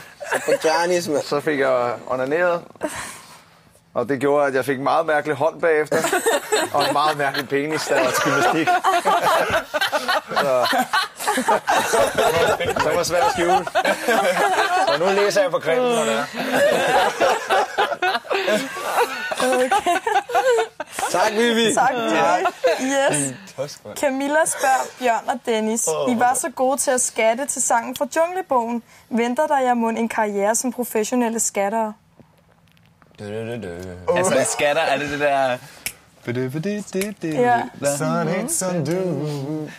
ved jeg ikke. Det tror jeg. Det tænker jeg. Fordi vi går altid i stå og kan ikke finde ud af resten. Så Ja, teksten. vi hygger os bare. Jeg ved ikke, hvad jeg skal sige. Tak. Fedt. Ja, tak for komplimentet. Altså, det kan da godt være, der er en karriere. Altså, jeg kan da godt leve af skatte, hvis det var det. Det tror jeg Umiddelbart ikke, kender jeg ikke sådan andre professionelle skatter. Jo, Skatman. Han må være professionel. Skat, man. det kunne da godt være, det var sådan nye Hvad hedder hende der Betty Blue? Er det ikke sådan noget også? Eller hvad hedder hun? Betty Boop. Betty Boop. Er det ikke sådan noget lignende akt? Ja, det ved jeg ikke. Nej, jeg ved det sgu ikke. Nå, men det kan da godt være. Jeg ved ikke, om jeg har en fremtid som skatter sammen med Bjørn. Vi er den første skatte-homo-duo. Ja, skat med humor. Sådan der. Det er skatting gays. Pernille spørger Bjørn. Hvis du kunne vælge frit, hvad skulle næste uges tema så være? Militæruge. Uha. Nej, nu er Ja, vi har Bjørn, jo der snakket vælger. meget om frys og ignorere og sådan nogle ting. Og det er ting, som der kunne være fede at prøve. Men Dennis og jeg har også snakket rigtig meget om Pride Week. En regnbueuge. Så kigger du mig? Ja. Og David skal være drag hele ugen. Sådan noget med drag og regnbuefamilier. Sådan ligesom uddanne folk både herinde i huset, sådan set, men også sådan derude, ikke også? Fordi at det er langt mere end Hvad folk tror. en homoparade med glitter og højhælede. Så en Pride Week, det kunne være fedt. Det vil være fedt. Yes. Det går vi meget Det kan være, op at i. Silla springer ud. Han er lige ved det. Vil du gerne have, at jeg gør det? Nu må du selv Det op. må du Så selv om. tilbyder mig et stykke, hvis det er. Ja, men vi går lige videre. Alexander, han spørger os alle sammen. Tror I, at der kommer en morder uge 3? Nej. Jeg tror det ikke. Fordi hvis der Ingen gør ved det, så det. går vi alle Ja, det sammen. er faktisk Jeg er svært Jeg tror, ved der at kommer noget sige. lignende. Ja, det er jeg også. jeg tror ikke, det er morduge, men jeg tror, det bliver noget ala Der kommer sikkert også noget mere mindfuck. Ja, det tror jeg også. Hvor vi skal Nej, militæruge. efterforske. Nej, dem. mindfuck. Ja, det tror jeg også. Jeg tror, det kommer også, noget der kommer mindfucking, men jeg tror ikke, det bliver normal nominering. Det tror jeg ikke. Jeg tror, det fortsætter i hvert fald I et den par uger, dur. eller måske resten af spillet, hvor det bliver sådan noget her rigtig mindfuck, hvor vi sidder og får nærmest hovedpine og bliver presset. Nej, det tror jeg Det ikke. Jeg tror jeg tror, altså at ikke. en tror gang jeg. til. En gang til, ellers tror jeg, det bliver grunden til, nominering. at vi i 3 uger træk ikke har skulle nominere, fordi der kom Det har været på grund af den nye. Ja. Sådan var det også sidste år. Der havde de 3 uger, hvor de slet ikke skulle nominere, fordi der kom nogle nye ind. Så jeg tror, det er der, den ligger, for at vi ligesom har haft en chance. Ja, men jeg kunne godt forestille mig, at der kommer noget mere mindfuck. Men jeg tror ikke, det kommer i næste uge. Jeg tror ikke, det kommer i næste uge. Det er morderugen 3, man skal aldrig sige aldrig. Jeg synes, den er svær. Det vil også være mindfuck-uge for mig. Jeg synes, den er svær. Altså, hvis der kommer noget mere i det tema, så kan jeg forestille mig, ligesom sidste år, de havde en opsamlingsuge. Så en morderdag. Ja. Maybe? Ja, jeg tror heller ikke, der kommer morderuge 3. Nej. Tak. Så er vi færdige. Ja. Tak. Lindas leg. Ja, vi mangler lige Linda. Positive ord, det der. Vi mangler 2 positive ord til alle og 1 negativ. Gå! Vi starter på Silas. Dennis. 2 positive og 1 negativ. Please sexy. Sød. Yes. Jamen, det er 2 ord i et. Sød og dum. Det er, at du er lidt sød og dum. Og så kan måske diskussioner, det er nok negative, på grund af dine argumenter ikke altid holder stik, synes jeg. Jeg ved ikke, om det er negativt. Altså, det er positive egenskaber ved hinanden og en negativ. Ja. Sød, det var også. Du er en sød klaphat, som jeg plejer at sige. Så ikke nødvendigvis ord, men egenskaber. Fordi du siger nogle fucked om det. Egenskaber, ja. Ja, men det...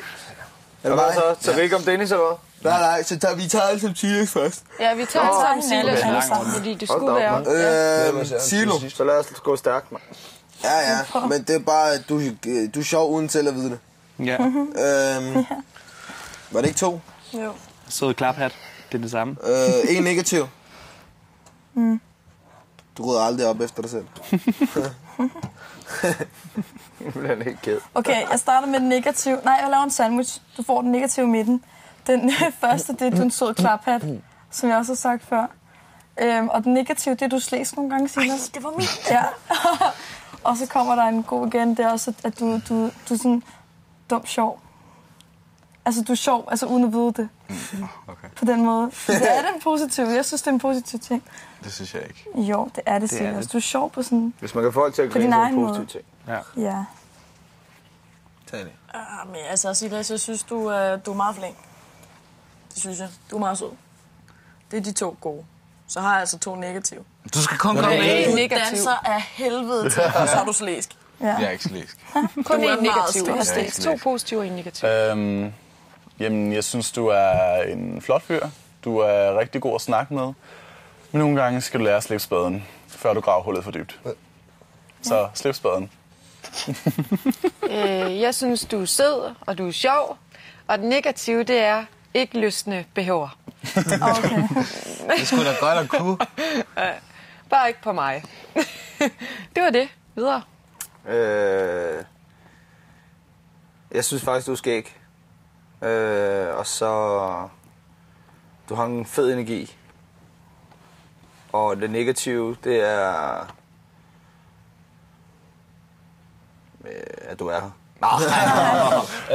Det negative... Jeg har sgu ikke rigtig noget negativt om dig. Altså, du irriterer mig ikke rigtigt. Jeg tror måske, at jeg bliver lidt flov over, at du er så slæsk faktisk. Så jeg kan godt ryge med på den der, at du der var noget i starten der, hvor du sådan lurede på pigerne sådan, og lå rigtig. Jeg ved ikke, om du gjorde det for sjov. Må jeg få lov til fucking at forklare? Selvfølgelig Vi tager lige hele runden med alle. Og så, Jeg synes ikke, du skal nærmere forklare. jeg har ikke rigtig noget negativt til dig. Altså det, jeg vil sige, som er positivt, det er, at man godt kan snakke seriøst med dig, hvis man sidder stille og roligt med dig alene. Og det beviste du faktisk i morgen, at du nogle gange lige tog op til overvejelse om det indsat, var det rigtige, og tænkte kreativt. Og så vil sige, altså, det negative, det er bare, at du nogle gange tænker på sådan direkte også, hvad du lukker ud, når først det går løs, fordi dine argumenter, de stikker helt af helvede til. Altså, og så er du klokker for dig selv, altså det er nok det eneste, som vi har sagt til, at du skulle tænke lidt mere over. Det er det. Nu vil jeg godt komme med det der slæsk, halløj. Jeg er ikke slæsk. Prøv at jeg er åbenlyst. Altså, jeg synes, det er forskel på at stå sådan og lure. Det synes jeg bestemt ikke, jeg gør.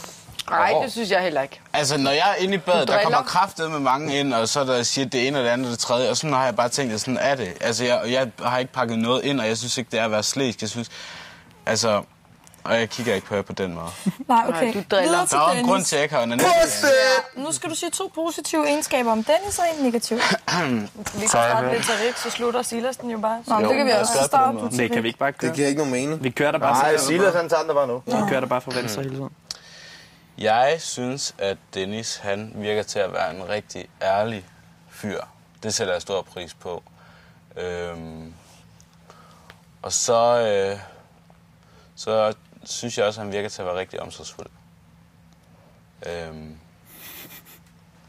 Og det negative er, at jeg synes sgu, det er svært, men jeg har tænkt over, at du måske nogle gange gerne vil køre eller skabe en diskussion, hvor du godt bare kunne have lavet den ligge og bare sådan. Det var bare min personlige holdning. Ja, det er også den, det bliver om. Den er fin. Det er mig. Jeg synes, du er sjov. Og så synes jeg, det er sjovt, du aldrig har kogt et æg før herinde. En negativ... jeg har ikke som sådan rigtigt. Måske at du får stress hele tiden. Det er ikke sundt. Det er det eneste. Altså, skal jeg lige vælge. De negative. Ej, jeg kan godt lide, at du er lige så skør som mig, og det der med, at vi kan snakke seriøst sammen, men også fjolle sygt meget. Og ja, du kan ikke finde noget at lave mad. Det er den negative. Du er sindssygt dårlig til at lave mad, Dennis. Og jeg troede, jeg var dårlig. Det er skræmmende. Jeg ved ikke, man skal sige mere positivt. Lad være, så bliver han helt høj i hatten. Ja. Det danser også godt. Tak. Det er flot. Nej, jeg elsker din humor, Dennis. Og jeg synes, du har en fantastisk personlighed. Det er jeg glad for. Jeg synes ikke rigtigt, jeg kan sige noget negativt. Altså, så er det nok... Ja, du er ikke skide god til at lave mad. Det var en lidt tør havregrød. Men, der er ikke rigtig... Jeg synes, den var god. Han synes, den var god. Lidt tør. Lidt tør måske. Lidt tør. Okay. Jeg synes, du er fabelagtig. Og jeg synes, du har en meget skarp fornemmelse for, hvad der er rigtigt og forkert. Det er en god ting, men nogle gange bliver det også en dårlig ting, fordi at så stiger du så blind på dine egne meninger, at du ikke åbner op for indtryk. Og det ved du også godt. Det ved jeg udmærket godt. Fuldstændig. 100%. Men det er både en god og en dårlig ting. Jeg synes, du er flink og humoristisk. Og det negative, det er, at det er sådan en diskussionsfreak. Det er, hvis der man lige siger noget til en, så kommer du lige ind over. Det er det, der er negativt. Yes. Jeg kan godt lide, at jeg kan stole på dig. Det er en god egenskab her, når man kan stole på en.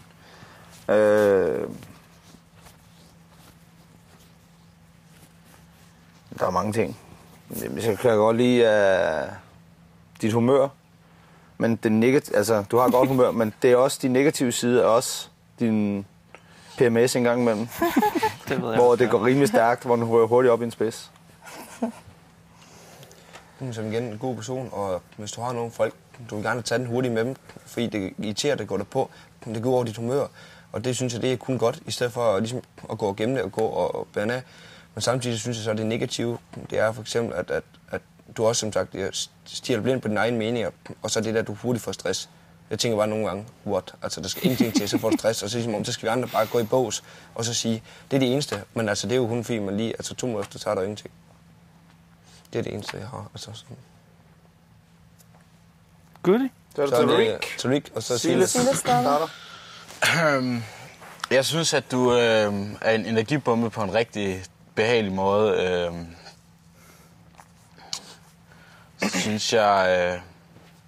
Så synes jeg også, du virker til at gerne vil komme godt ud af det med alle, og giver folk en chance. Og jeg er kommet ind som ny beboer, du er i hvert fald en af dem, som jeg føler har givet mig en chance. Og det sætter jeg pris på.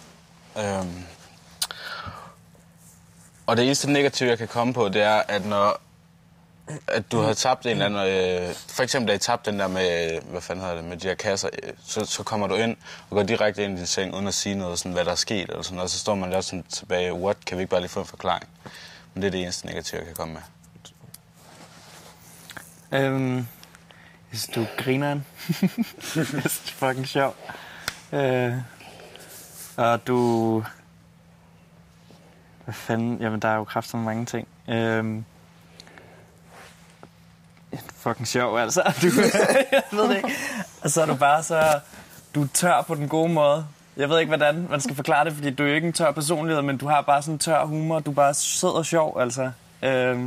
Det negative, det er nok også lidt det, han mener, med at du ikke er så god til måske at åbne op, hvis der er et eller andet.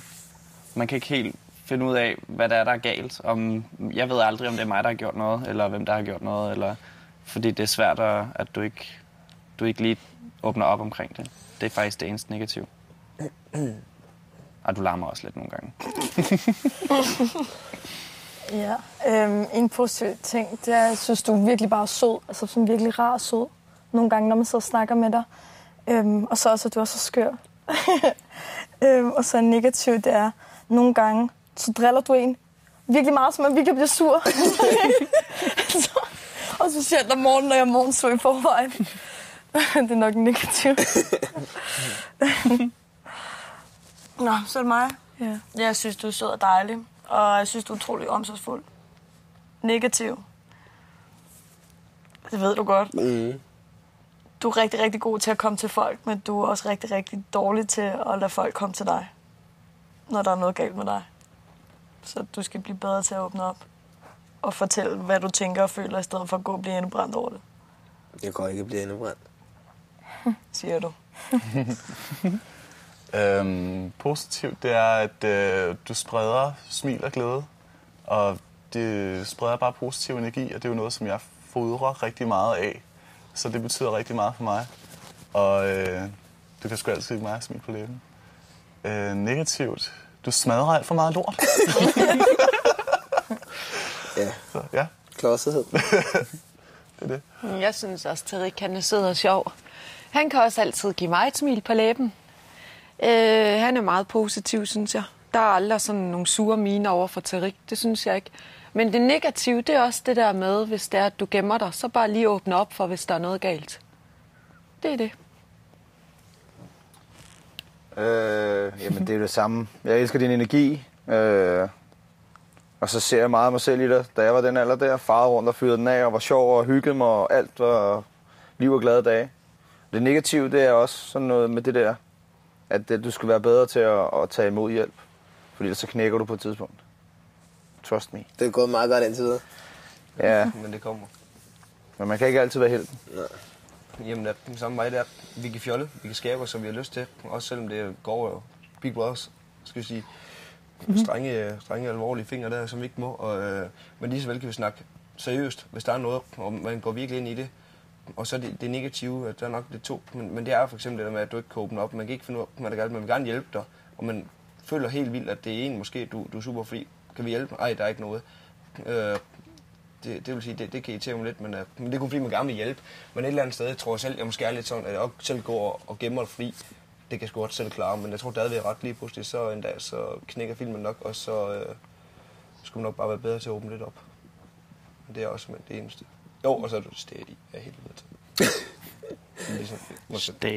Steady. Men det er det eneste, altså. Så er vi nødt til en penge. Yes. Jeg synes, at du er skide grineren. Der er rigtig mange ting ved dig, som jeg synes, der er sjovt. Det der right, left og alle de der ting, du kan. Og når dig og Dennis fjoller, og jeg synes, det er sjovt. Så synes jeg også, at du virker til, at dem, som du har tæt på dig, det er nogen, som du er rigtig lojal overfor. Og der kommer lidt i sammenhæng med det negative. Jeg føler, at du er den herinde, som der har gjort mindst for at lære mig at kende. Og det er jo nok fordi, at jeg tænker, at du har dem omkring dig, som du gerne vil have omkring dig, og dem er du lojal omkring. Men det er bare svært at komme ind udefra og så lære dig at kende. Det synes jeg er lidt synd. I hvert fald. Yes. Du er færdig? Ja. Nå, men Jamen, det er lidt det samme, som du selv sagde om mig. Det er, at vi kan være barnlige. Jeg elsker at være barnlig med dig, Lene. Det er skide sjovt. Jeg kan ikke være barnlig med nogen på samme måde, som jeg kan med dig. Og så synes jeg, at du er rigtig god til også at snakke seriøst. Det negative er, at du er meget morgensur. Ja, og til tider er det sjovt, men nogle gange kan man også blive sådan lidt... du ved, jeg skal sidde og snakke til dig en halv time for at komme ud af sengen, fordi du bare ligger og er skidesur eller et eller andet. Og det er nok det eneste negative, jeg har. Men for det meste er det sjovt, men nogle gange der er det sådan lige... Ja. Men ellers så... Ja, så er det kun godt. Så mig? Ja. Jeg synes, du er rigtig intelligent. Du har noget mellem ørerne. Og så er du sjov. Jeg synes, vi har næsten det samme humor. Og så en lille negativ, det er nok, at man skal minde om, at du skal gøre noget. Ja. Ligesom Silas. Ja. Ellers så er der ikke så meget. Skæg. Men altså, jeg synes jo, at Lene, du er fantastisk, mand. Du er nok den, der har overrasket mig mest herinde. Sådan bare rent personlighedsmæssigt. Altså fra når man kigger på dig til som at lære dig at kende, der er du den, der har overrasket mig allermest. Jeg synes, du har en fantastisk humor. Jeg synes, du er en dejlig pige. Jeg har kun en negativ ting. Det er du fucking morgenfyr. Ja. Så er det Teddy. Så Teddy. Jeg har det lidt på samme måde, som du har det med Silas. Jeg synes, du er meget dum sjov nogle gange, på den fede måde.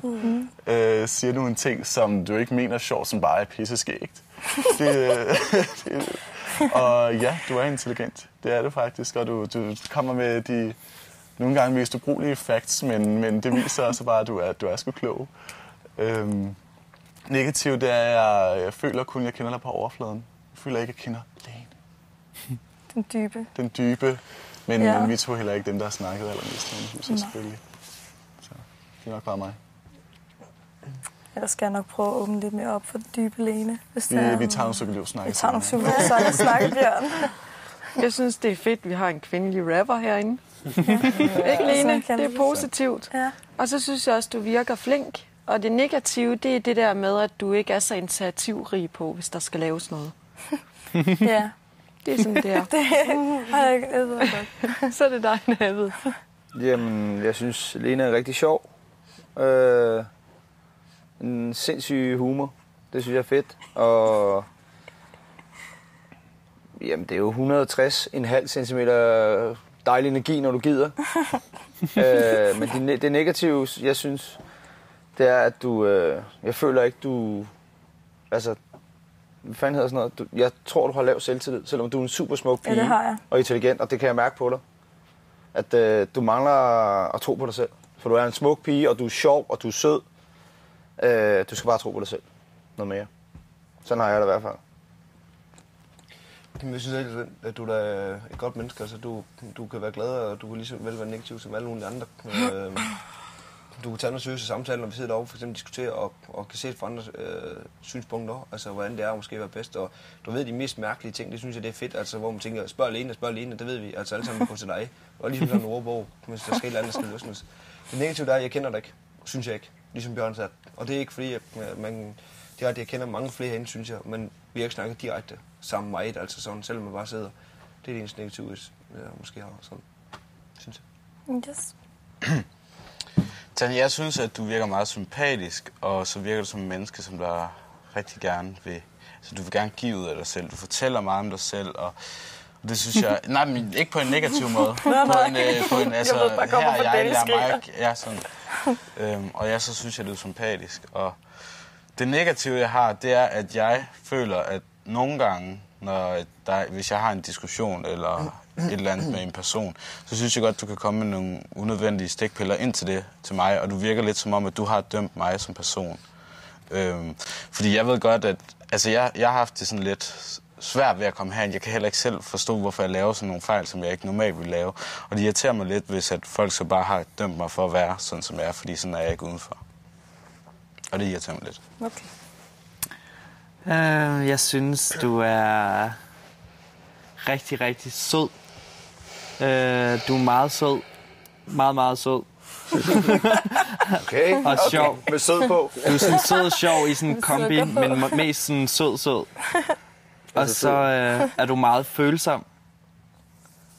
Og det er faktisk både en positiv og en negativ ting. Fordi jeg synes, det er godt, at man kan have følelser. Men jeg kan mærke på dig nogle gange også, så er det ikke særlig positivt, at der er du lige følsom nok. Det er faktisk lige... Og så dine lange forklaringer. Altså, hvis man skal vide noget om en eller anden kartoffelmad, så skal man først lige høre, hvor den kom fra, og helt tilbage. Og det er egentlig bare at vide, hvad er det, du putter på din mad. Så skal vi lige høre hele baghistorien. Det behøver jeg ikke hver gang. Hvor den er gravet op henne på Men jeg Samsø. synes, du er rigtig sød og sjov og meget følsom. Og så negativ er jo bare dine forklaringer.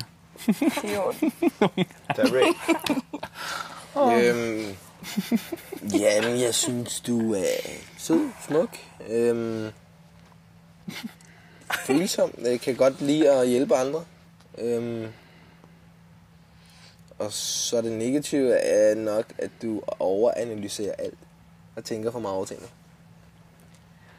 Yes. Noget jeg ikke ved, kan man sige. Jeg kan også godt lide, nu har jeg glemt ordet for det. Det er ikke følsom. Hvad det hedder? Betænksom. Eller hvad? Er det ikke, når man tænker meget på andre? Omsorgsfuld. Ja, og sådan omsorgsfuld. Jeg kan virkelig godt lide, du er så omsorgsfuld. Og det har også overrasket mig meget, sådan, hvor godt man egentlig kan snakke med dig sådan, om ting, og sådan, føler virkelig, at du lytter. Og så synes jeg også, jeg kan godt lide din historie, Tanja. For jeg elsker nogle gange, for jeg kan også nogle gange putte lidt for meget på min historie, det kan jeg også godt lide, du gør. Jeg kan så godt lide din historie, jeg synes, de er sjove. Men det kan også godt være minus, nogle gange kan man også sådan... Så kommer der lige lidt for meget på.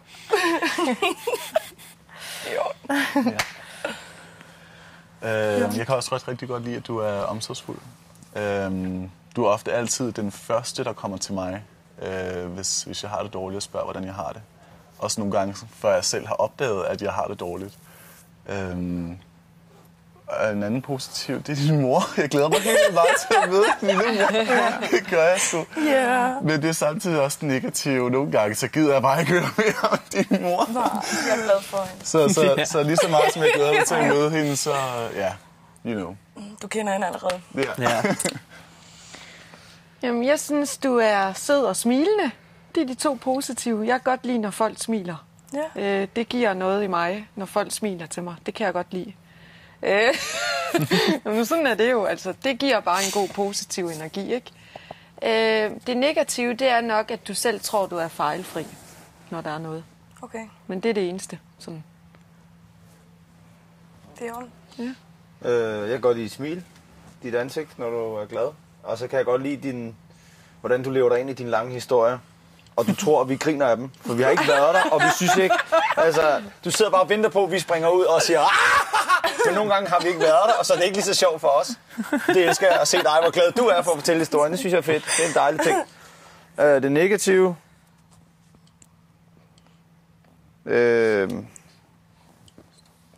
Jeg kan ikke lige se noget rigtigt. Jeg synes ikke, det er negativt, de der historier der. Jeg kan ikke, altså, det bliver kedeligt, når du har fortalt dem 30 gange. Det er måske det eneste. Jamen, Tanja ved umiddelbart godt, jeg godt kan lide, Tanja, du er en rigtig dejlig person, og du er den, jeg kan sidde og snakke alvorligt med. Du er den pige, jeg synes bedst om herinde, og det faktisk hele vejen. Du er den eneste pige, også sådan direkte har virkelig snakket med, lige udover sådan som Katja herinde. Og jeg synes heller ikke, der er noget decideret negativt. Det eneste var for mor, det var, at jeg mistede lidt tillid, fordi jeg ikke kunne læse dig der, ikke? Og den måde, men det er jo ikke negativt, det er jo en del af spillet. Men jeg synes ikke, der er noget decideret negativt. Jo, det eneste negative er, at jeg tror, du tænker for meget på andre end på dig selv. Du sætter andre i bås først, og så kommer du fuldstændig som mig, altså så kan du komme bagefter, og så tager du, selv affaldet med, det sidst, og slæber dig igennem, hvor du nogle gange, som du siger, er gået lidt psykisk ned, hvor du lige skal huske at slippe andre og sige, vi må sgu lige klare dig selv. Ja. Men jeg ved ikke, om det er negativt, men altså det er bare måske en besked om lige at huske at tænke på dig selv. Men det er sådan en fantastisk person. Tak for det. Så Bjørn? Bjørn, jeg synes, at du er et helt igennem godt menneske, og du vil folk det bedste. Det er i hvert fald sådan, som jeg har det med det. Det eneste, som der lige kan være negativt ved det er jo, at det du gerne vil folk det bedste, det er også, at du for eksempel trækker mig til side og siger, at sådan skulle du måske ikke lige have gjort, sådan skulle du ikke have gjort. Det kan godt være sådan lidt, at du måske nogle gange lige skal huske, at jeg også lige selv skal klare mig, men det er ikke, jeg tager det ikke som værende negativt, fordi du gør det, at du gør det, fordi du vil mig det bedste, og det er jeg rigtig glad for. Jamen altså, hvad skal jeg sige? Du er jo sådan en, hvad kan man sige? Du er rigtig, rigtig kærlig. Rigtig kærligt menneske. Og du er virkelig, virkelig omsorgsfuld. Og du er en rigtig, rigtig sød person. Det var sådan lidt i en. Bare et ord. Og så er du er sjov. Jeg synes, du er sjov. Jeg kan godt grine af dig, når du er divalicious. Ja, det kan jeg også. Det negative, det er måske lidt, at jeg føler ikke, at jeg har set så meget andet, end at du er rigtig kærlig. Jeg føler ikke helt på en eller anden måde, at jeg kender det dybe Bjørn. Sådan inderligt, hvem du er og hvordan er hvorledes. Fordi at du er meget sød og meget kærlig og omsorgsfuld. Men det er som om, jeg tror måske bare, det er, fordi jeg er meget sådan, lidt mere hård, end du er. Hvor jeg synes, du er meget kærlig og meget sød hele tiden. Det er som om, at der mangler et eller andet. Sådan, jeg føler ikke helt, at jeg kender dig 100%. Det er egentlig det eneste, men det synes jeg ikke er negativt, fordi det kan jo sagtens nå endnu. Så, men jeg synes, du er super sød og dejlig og kærlig og omsorgsfuld og det hele. Det skal du have. Teddy, jeg synes også, du er et dejligt menneske. Tænker på alle andre igen, før dig selv, synes jeg. Og det er måske også en ulempe for dig, fordi når du er så ked af det og trist, og der ikke er sådan rigtig nogen, der kommer til dig, så gør du ligesom mig. Så lukker du også bare ned og skal have noget tid for dig selv. Men ellers er det ikke noget. Jo, så er du ekstremt god til at lave mad. Ja, du er et dejligt menneske. Fabulous. Ja, det er fedt. Jeg kan også rigtig godt lide, det har jeg sagt til dig før, at du er så betænkt, så man kan se, at du virkelig sidder og lytter, når man siger noget. Og det er rart med nogen, der virkelig lytter. Og du er pissegod til at lave mad. Jeg har sagt, at du gerne må adoptere mig. Nej, Henrik. Ja, Henrik må gerne adoptere mig. Og så det negative. Det tror jeg også, jeg har sagt til dig. Det er det der med, at jeg ikke helt nogle gange ved, hvor jeg har derhen. Og nogle gange så ved jeg ikke helt sådan, om du kan lide mig, for så laver du sådan nogle ansigter, når jeg siger noget. Og så tænker jeg, nej, nu er jeg skræmt Bjørn eller et eller andet. Så jeg kan ikke helt altid finde ud af, hvor jeg står i forhold til dig. Og det er måske også derfor, jeg nogle gange holder igen med at åbne helt op for lille Lene. Psykolog senere. Nej, Bjørn, jeg synes, du er dejlig. Du er fantastisk. Det ved du også godt, jeg synes.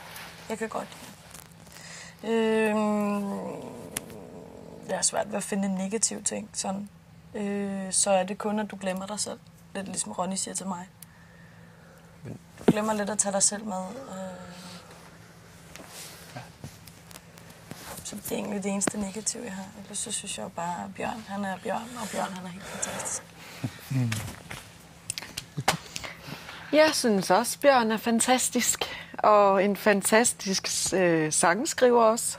Det tager jeg meget hatten af for. Sød og sjov. Og så det negative, det er måske, at jeg ikke altid lige kan finde ud af dig. Fordi det kommer an på, hvor du sidder henne. Så føler jeg nogle gange, at du er ikke ligesom af dig selv. Nogle gange. Det kommer an på, hvordan og hvorledes. Hvem du sidder med og sådan noget. Men ellers synes jeg, du er et godt menneske. Okay.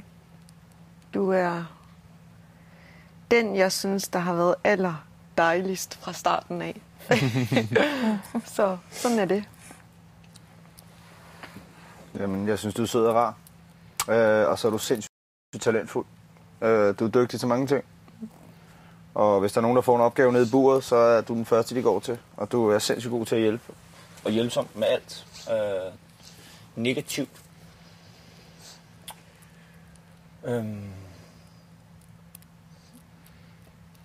Det er måske...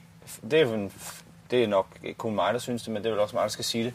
Altså, du får bøsset nogle gange. Og det er ikke... Det er jo, jeg bliver bedre og bedre til det. At du er bare dig selv, men nogle gange så fyser jeg det for... sådan, og så bliver jeg sådan helt... Det er det eneste negative, jeg kan se. Ja, men det ved jeg ikke. Det er bare... Jeg skal skrue op for bøssen, når jeg skal irritere ham, kan jeg ved godt, det er ikke det, men det, jeg kunne ikke finde andet. Jamen, det tager jeg med, og det har jeg overhovedet ikke tænkt mig at gøre. Nej, det ved jeg godt. Det skal du heller ikke. Det er jo mig, der skal lave om på mig. Nej, overhovedet ikke. Jamen, jo, det er det jo. Jeg synes, du er omsorgsfuld.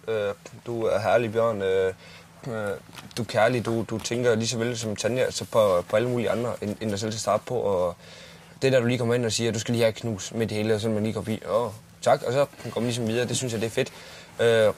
Der er du måske negativt, der du skal fandme kunne lære at sige nej. Sige, nu gider du ikke. Når Camilla, hun sidder og siger, vil du ikke godt synge, vis mig din homostil, så kunne sige, jeg gider ikke synge lige nu. Jeg synger, når jeg har lyst. Altså et eller andet sted, du er bare et eksempel. Du skal kunne lære at sige nej, altså selvstændigt at sige, nu gider jeg ikke det mere. Det er fedt, du går og laver mad, og så når jeg tror, du hygger dig med det. Men hvis du synes, du ikke gider den dag, så skal du ikke, okay godt, så skal du sige, nej, nu er der sådan andre, der laver det, og du kunne trække det tilbage. Vælg mere selvstændig i dine meninger der, men altså synes jeg, du er en herlig person, der er ikke noget decideret negativt over dig, det synes jeg ikke. Tro mig, han har sagt nej til at vise mig din homostil. Ja. Men det synes jeg ikke. Men jeg forstår, jeg sad selv og tænkte efter den var købt. Altså, det skal være sådan, det kan godt ske, det sker til en enkelt, men sådan, altså, det gør ikke noget, hvis du lige på siger, jeg gider fandme ikke mere, altså ligesom, hvor andre siger, shit, på det Bjørn, så er det 2 negative ting nu, og 1 positiv? Eller kører vi det samme? Nej, det samme. Nej, det er ikke til dig. Du forstår den ikke. Nå, okay, jeg tror, det var en 4 nævnt, men... Camilla, du er spontan, og du er positiv. Sig nu din egen ord. Nej. Jeg synes, at du er en rigtig sjov person. Og jeg synes også, at dem, som du har kært, dem kommer du til at spørge. Du spørger mig rigtig mange gange om dagen, hvordan jeg har det, og det sætter jeg pris på. Det negative, jeg har, det er, at jeg synes, og det mener jeg bundærligt, at du skal blive meget bedre til at tage ting til dig. Hvis der har været en diskussion, så ved jeg godt, du har din mening omkring det, men prøv at nogle gange så at lytte til, hvad der bliver sagt. Måske endda, jeg har lidt den følelse af, at hvis der er en diskussion, og du har en mening omkring det, så kan du ikke rykke den mening, ligegyldigt hvad der bliver sagt. Det er som om, du ikke kan tage det til dig, som der bliver sagt. Og det synes jeg er lidt ærgerligt. Fordi at vi kan alle sammen her lære noget af dig, og du kan også lære noget af os alle sammen her. Men jeg er også meget stædig. Ja, og det synes jeg lige, at lytte lidt mere og tage det til sig. Det er okay at tage fejl en gang imellem og lære andre. Det synes jeg, du skal tænke på. Jamen, du er sjov, når du griner. Ekstrem. Jeg har aldrig nogensinde mødt nogen, der griner sådan der. Altså, det er meget specielt. Og så er du en spøjs kvinde, synes jeg. Jeg har aldrig mødt en som dig før. Aldrig nogensinde. Dejligt at være speciel. Det må man sige. Du er i hvert fald speciel. Og så det negative, det er nok også lidt det samme. Du er meget stædig. Du er ikke så god til at tage tingene til dig, selvom man har sagt det. Sådan, der er mange, der har sagt de samme ting. Det er nok din stædighed, der gør, at du ikke tager det til dig, tror jeg. Og min selvstændighed. Ja, jeg er selvstændig helt ud til fingerspidserne. Men det er meget det. Stædigheden i hvert fald, der går ind og gør det, tror jeg. Så det er det negative. Så mig. Positiv. Jamen, det er du. Og så kan jeg godt lide, at du nogle gange kan få noget at svare igen. Og ikke bare lade folk køre på dig. Og så er du sød og sjov. En dårlig ting, det er nok, at man skal gentage sig selv. Du hører ikke, du er stadig, og du gør bare, hvad dit hoved siger til dig. uden at lidt at gå på kompromis med folk og lytte til, hvad folk prøver at sige. Ja. Jeg har også lidt det samme som Dennis. Jeg synes også, du er meget spøjs person. Du er en ener. Og så er du meget farverig. Det er nok den der. Det skal ikke så ud. Dette er Big Brother. Tarik, læg tabletten i slusen. Hvorfor? Fordi han så leger han. Så leger det er fordi han sidder og leger med den. Nå, og så det, du er meget farverig. Det er der sgu ikke så mange, der er på samme måde som dig. Og så, nej, det er der ikke. Og så negativt, det er også, jeg føler ikke, at du lytter efter, når folk kommer med noget konstruktivt kritik, og det er faktisk noget af det bedste, man kan få. Det er noget, man kan lære sindssygt meget af, og det er noget, vi alle sammen har godt af. Og jeg tror også, det ville være sindssygt positivt for dig, hvis du gik ind faktisk og lyttede lidt mere til, hvad folk kom med, og ikke tog det direkte som kritik, men noget konstruktivt. Ja. Jamen, 2 positive. Jeg synes, du er sjov. Det synes jeg. Og jeg synes, at jeg kan godt lide, at din personlighed også skinner meget igennem det tøj, du går i. Altså, det er meget farverigt, det er meget spøjst og spraglet, hvis man kan sige det på den måde. Negativ. Jeg føler, at du er rimelig egoistisk på rigtig, rigtig mange områder. Det er fordi, jeg er min ord for det. Ja, jamen, det er jo fair nok at synes det. Camilla, jeg kan godt lide, når du ler. Du har en smittende latter. Og Silas og jeg joker med, at du kunne være jokeren fra Batmans kone, og det er helt rigtigt. Så det kan jeg godt lide. Jeg kan også godt lide, at du er en person, som kan få folk til at le, uden at gøre noget som helst overhovedet. Altså bare ved at være den, du er. Få folk til at le med dig på den måde, det kan jeg også rigtig godt lide. En negativ ting, det er, at nogle gange så føler jeg, at du er en person ude af balance. Det har vi også snakket om ude i campingvognen. Yin og yang, positiv og negativ. Nogle gange føler jeg ikke, at balancen er der. Men det er jo bare min teori om, hvordan personer fungerer. Og jeg ved godt, du har en helt anden. Det er fair nok. Det vil være det. Ja. Jamen, ja, jeg har ikke nogen. Nej, jeg har. Jeg kan jo godt lide, når du er glad, så smitter det. Ja. Også selvom lige meget, hvor meget jeg ikke kan lide dig, så smitter det. Og så bliver jeg glad. Og så kan jeg godt lide, selvom vi ikke har det bedste forhold, at du giver gode råd, hvis der er et eller andet galt. Hvis man har ondt et eller andet sted, eller jeg fejler et eller andet, så er du god til at komme med gode råd, og du er meget omsorgsfuld.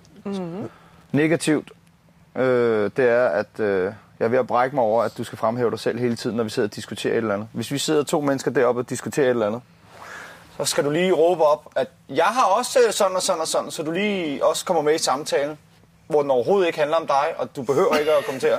Det irriterer mig. Det var faktisk det, jeg mente med. Ja, det irriterer mig. Okay, ja.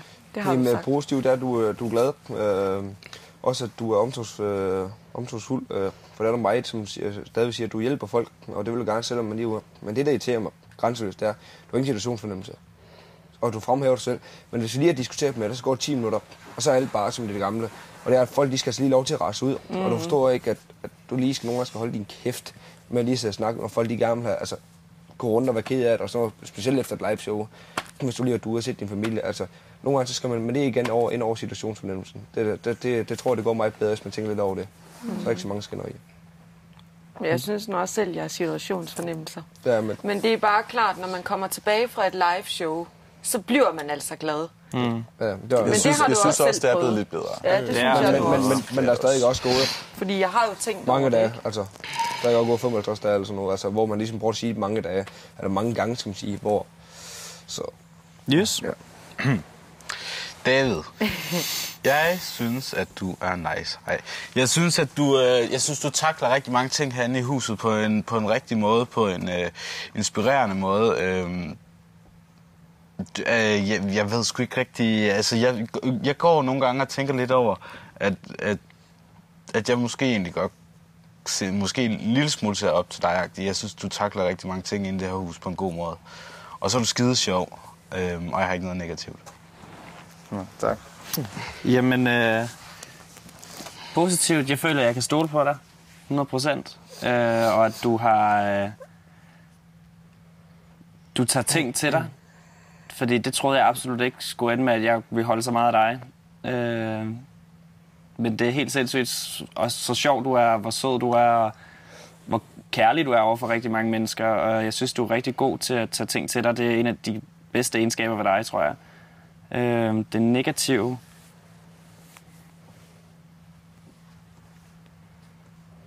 Jeg ved faktisk ikke, hvad det skulle være. Jeg har ikke noget negativt som sådan. Jeg er for macho. Jeg har faktisk ikke noget negativt. Det har jeg ikke. Det kan være, du får den på et senere tidspunkt. Det kan jeg ikke lige komme på. Det må jeg indrømme. Jeg synes, du er gennemført 100% og har nogle rigtig gode holdninger. Så jeg er kun positiv. For mig? Jeg vil lige ligesom Sille siger. Jeg ser op til dig. Hvis jeg bare kunne være den, du var om 10 år, så er jeg glad. Og så ser jeg også bare, at vi er meget ens. Og jeg synes, det er fedt, at man har den samme humor og kan dø af grin over ingenting. Jeg har ikke rigtig noget negativt. Måske at nej, der er ikke noget. Hvis der er noget, så kan man sige det til dig, og så tager du imod det, og så svarer du igen på din egen måde. Så det er ikke noget negativt i forhold til mig. Nej. Okay, jeg kan godt finde negativt. Hun har bare siddet der og ventet. Ej, jeg synes, du prutter virkelig meget, David. Ja, det er rigtigt. Og nogle gange så er det virkelig klamt, når man ikke er ved. Det er også irriterende, det irriterer mig selv. Og blive gasset så sygt. Men ellers så synes jeg, du er skideskæg og rigtig, rigtig sød. Så kigger du på mig. Rutter. Læg mærke til, at sengene omkring ham er tomme.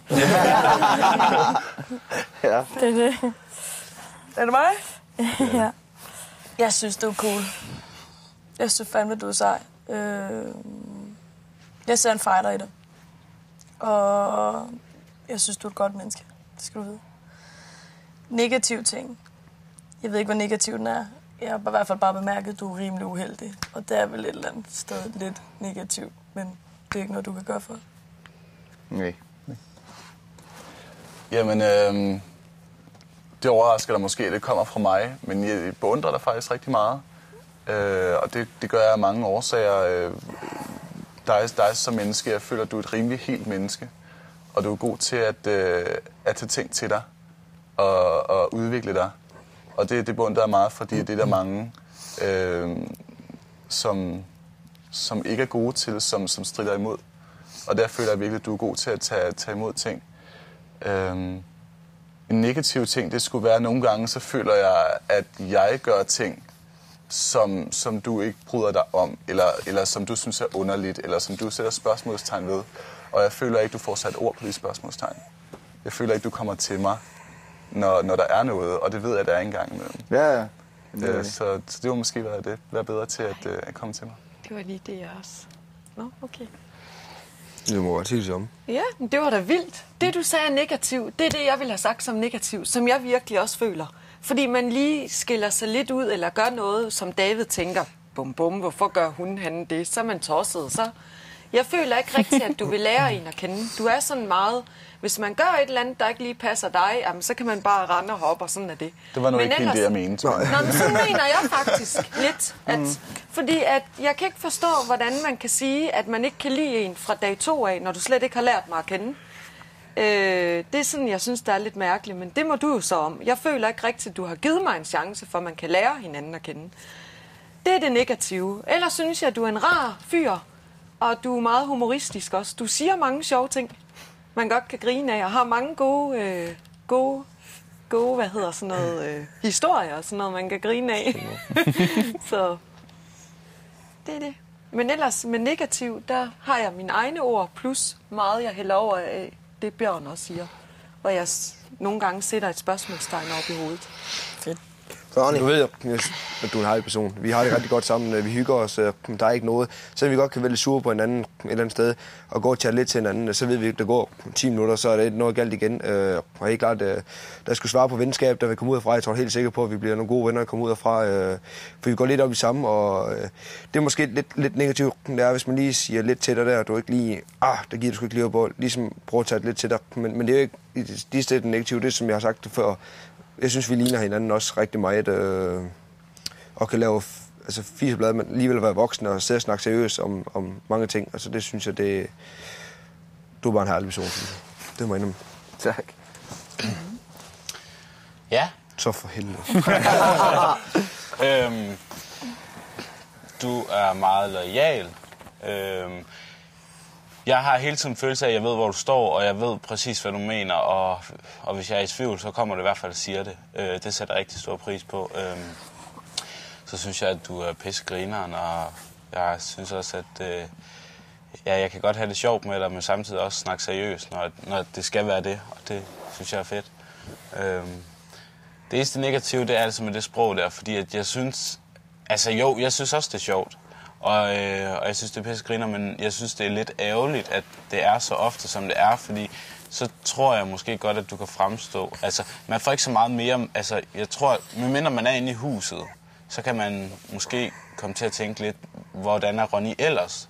Altså, herinde, der ved jeg jo godt, at du er langt mere end bandeord og så videre, men det tror jeg, hvis man bare sidder og kigger med udefra, man måske godt lige kan glippe.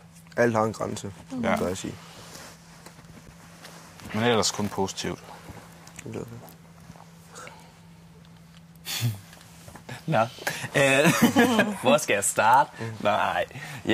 Jeg synes, du er super sød, og du er super sjov. Du siger nogle fucked up ting nogle gange, hvor jeg bare tænker... Altså, jeg er fra Sønderjylland, og der forstår folk generelt ikke, hvad jeg siger, hvis jeg snakker sønderjysk, men du siger virkelig nogle ting, hvor jeg tænker... Holy fuck. Og så er du er også rigtig god til at snakke seriøst med. Det kan godt være, det går over gevind nogle gange, når vi snakker seriøst, men sådan er det. Det er ikke noget, jeg går og bærer nag over, det er ikke noget, du går og bærer nag over, og det kan jeg rigtig godt lide. Det negative, du giver mig fucking stress. Jamen, vidste jeg. Jamen, det er virkelig... Den der med, at du hele tiden skal stå og... Eller med foden, eller... Ja, du ved, der er hele tiden et eller andet, og man siger det til dig 1000 gange, og alligevel så er det som om, du ikke rigtig forstår det. Det er det eneste, sådan, jeg synes er rigtig negativt, det er, at du giver mig stress. Men jeg tror ikke, der skal så meget til at give mig stress. Men ellers så kan jeg rigtig godt lide dig. Det er kun godt. Man kan altid høre dig. Og det er en positiv ting. Man kan altid høre Ronny. Mm-hmm. Et eller andet sted fra. Føler mig stemt med kof. Det er mig. Jeg synes, du er piskæg. Og så synes jeg, at du er ligesom nogle af de der to hoveder der. Man ved ikke, hvad der kommer ud af din mund lige pludselig. Man kan sidde og spane med dig, og så siger du, at kunne det ikke være fedt at løbe rundt i en rustning hele dagen. Det er sådan ud af det blå, at det kommer. Det synes jeg er fedt. Jamen, det er måske ikke helt ting. Det synes jeg er fedt. Og så er det jo ekstremt loyal. Jeg stoler på det 100%. Og det vil jeg gøre, selvom en dag, at du stikker mig i ryggen. Så det fed person. God mand. Tak skal du også. En negativ selvbeherskelse. Når du bliver arg og sur, så skal man lige tælle til 10 og lige stoppe sig selv. Men ellers er der sgu ikke så meget. Jeg har været der. Lige præcis. Ja. Det tænker jeg ikke over, det må jeg om nogen Nej, gange, så kommer det forstår jeg godt, at det er bare, det kommer med alderen, knæk. Ja, bliver mere selvstændig. Ja, altså jeg synes, du er rigtig sjov, Ronny, de ting, du siger. Og nogle gange har du faktisk nogle rigtig, rigtig sunde holdninger til ting, og nogle gode holdninger, og kan finde ud af at argumentere rigtig intelligent. Hvor når du bander, så lyder det ikke så intelligent, men du kan virkelig finde ud af at formulere dig intelligent. Og det synes jeg er en rigtig god egenskab at have. Og en negativ, det er måske lidt det samme som Bjørn, og lidt modsat af Silas. Jeg føler ikke, jeg har altid ved, hvor jeg står i forhold til dig, og jeg føler ikke, jeg kan komme til dig, hvis jeg har noget. Jeg føler heller ikke, du har lyst til at snakke alvorligt med mig. Og det er sådan det eneste negative, jeg kan finde. Det er sgu fair. Ronny. Nej. Hov. Jeg synes, at du er nok en af de mest loyale herinde over for mig. Eller du er en af dem, som jeg ved, hvor jeg har hende, føler jeg. Og det er også sidste uge, alt det der. Grund til, at jeg har reageret, som jeg har. Fordi jeg føler, at jeg har misbrugt det rigtig meget. Jeg synes, at du er en rigtig, rigtig god ven. Det er en positiv ting. Du er sgu i orden. Jeg kan ikke, altså det eneste negative, jeg kan sætte på dig, det er måske en blanding af Tarixis og Dennis. Du giver folk stress en gang imellem. Men ellers så kan jeg ikke rigtig sætte noget på dig. Jeg synes, du er en fornuftig ung mand. Okay. Men Ronny, jeg synes, du er din hue værdig. Du er nærvær, det er du sgu. Man kan altid mærke dit nærvær, også når man snakker med dig, og også når du ikke er til stede i rummet. Altså, som Dennis siger, man kan altid høre dig, og det er ikke fordi, du er højlydt. Det er fordi, at din tilstedeværelse bare betyder så meget. En anden positiv ting, og det kommer til at lyde meget forkert det her, jeg kan godt lide din krop. Jeg kan godt lide din kropslighed, den måde, du bevæger dig på, dine tics, din tunge. Altså, du er bare så pussy, og det er så fedt. Jeg synes sgu, det er fedt. Funny bones hedder det. Ja, der er et eller andet der, ikke? Det synes jeg er fedt. En negativ, det er, at selvom du er det her meget milde menneske og sådan nogle ting, så nogle gange, så kommer du altså til de der huller, hvor du kommer ned i den her pit, ikke? Ja, det og der skal du nogle gange bare være bedre til at fjerne dig fra situationen. Ja. Du er blevet bedre til det, men ja, for eksempel med snapsen i går, der vidste du godt, det kommer ikke til at ske. Nej. Men det turde ikke. Det er det i hvert fald. Og dig, mormor? Jeg synes, du er en flink fyr, og du er også sjov, men til tider lidt for fjollet. Men det er på grund af dit, du ved, det der, alt det banden, du foretager dig og sådan noget. Det skal du lige stoppe lidt med. Ja. Og så med det hensyn til det negative, der aner jeg bare ikke nogle gange, hvor man har derhenne. Fordi at jeg har aldrig ført en eneste normal seriøs samtale med dig, hvor jeg bare tænker, kan man ikke gøre det en gang imellem, hvis man sidder oppe ved bordet? Så kommer der alt muligt lal ind iblandt. Det er det, jeg synes, der er negativt. Jeg ved sgu ikke rigtigt, hvor man har derhenne. Og så en lille smule dobbeltmoralsk. Jeg er dobbeltmoralsk. Det har jeg fundet ud af. Men ellers er du sgu meget griner og en rar fyr. Jeg tror sgu, det er dobbeltmoralsk. Det var godt. Du gør mig glad, når du er glad. Så når du er oppe i det der gode humør der, så kan du få os alle sammen til at grine og være glade. Og så tror jeg, at du er dine kammerater derhjemme, de er stolte af dig. Og de er glade for at være dine kammerater, fordi de ved, at du er der 100% resten af livet. Lige meget, hvad de skal bruge. Og hvis der mangler noget, eller husly, eller et eller andet, så er du der for dem. 100%. Negativt.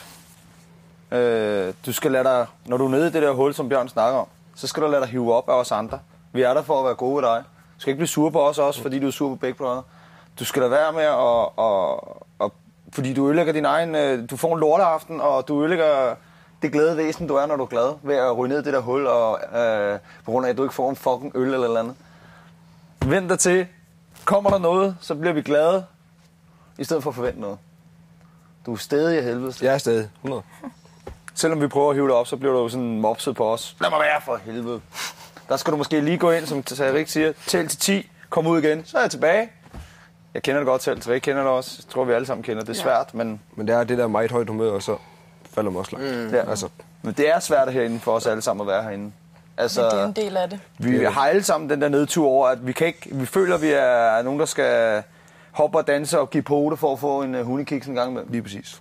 Men så må du bare læne op os andre, og så komme i humør sammen med os. Ja. Det, jeg synes, der var så synd, det var den forrige fredags ude i hulen der, hvor du ikke ville ud, fordi du vidste, der ikke kom noget bagefter. Der gik du altså glip af noget. Det synes jeg var lidt synd. Der var dine forventninger alt for høje.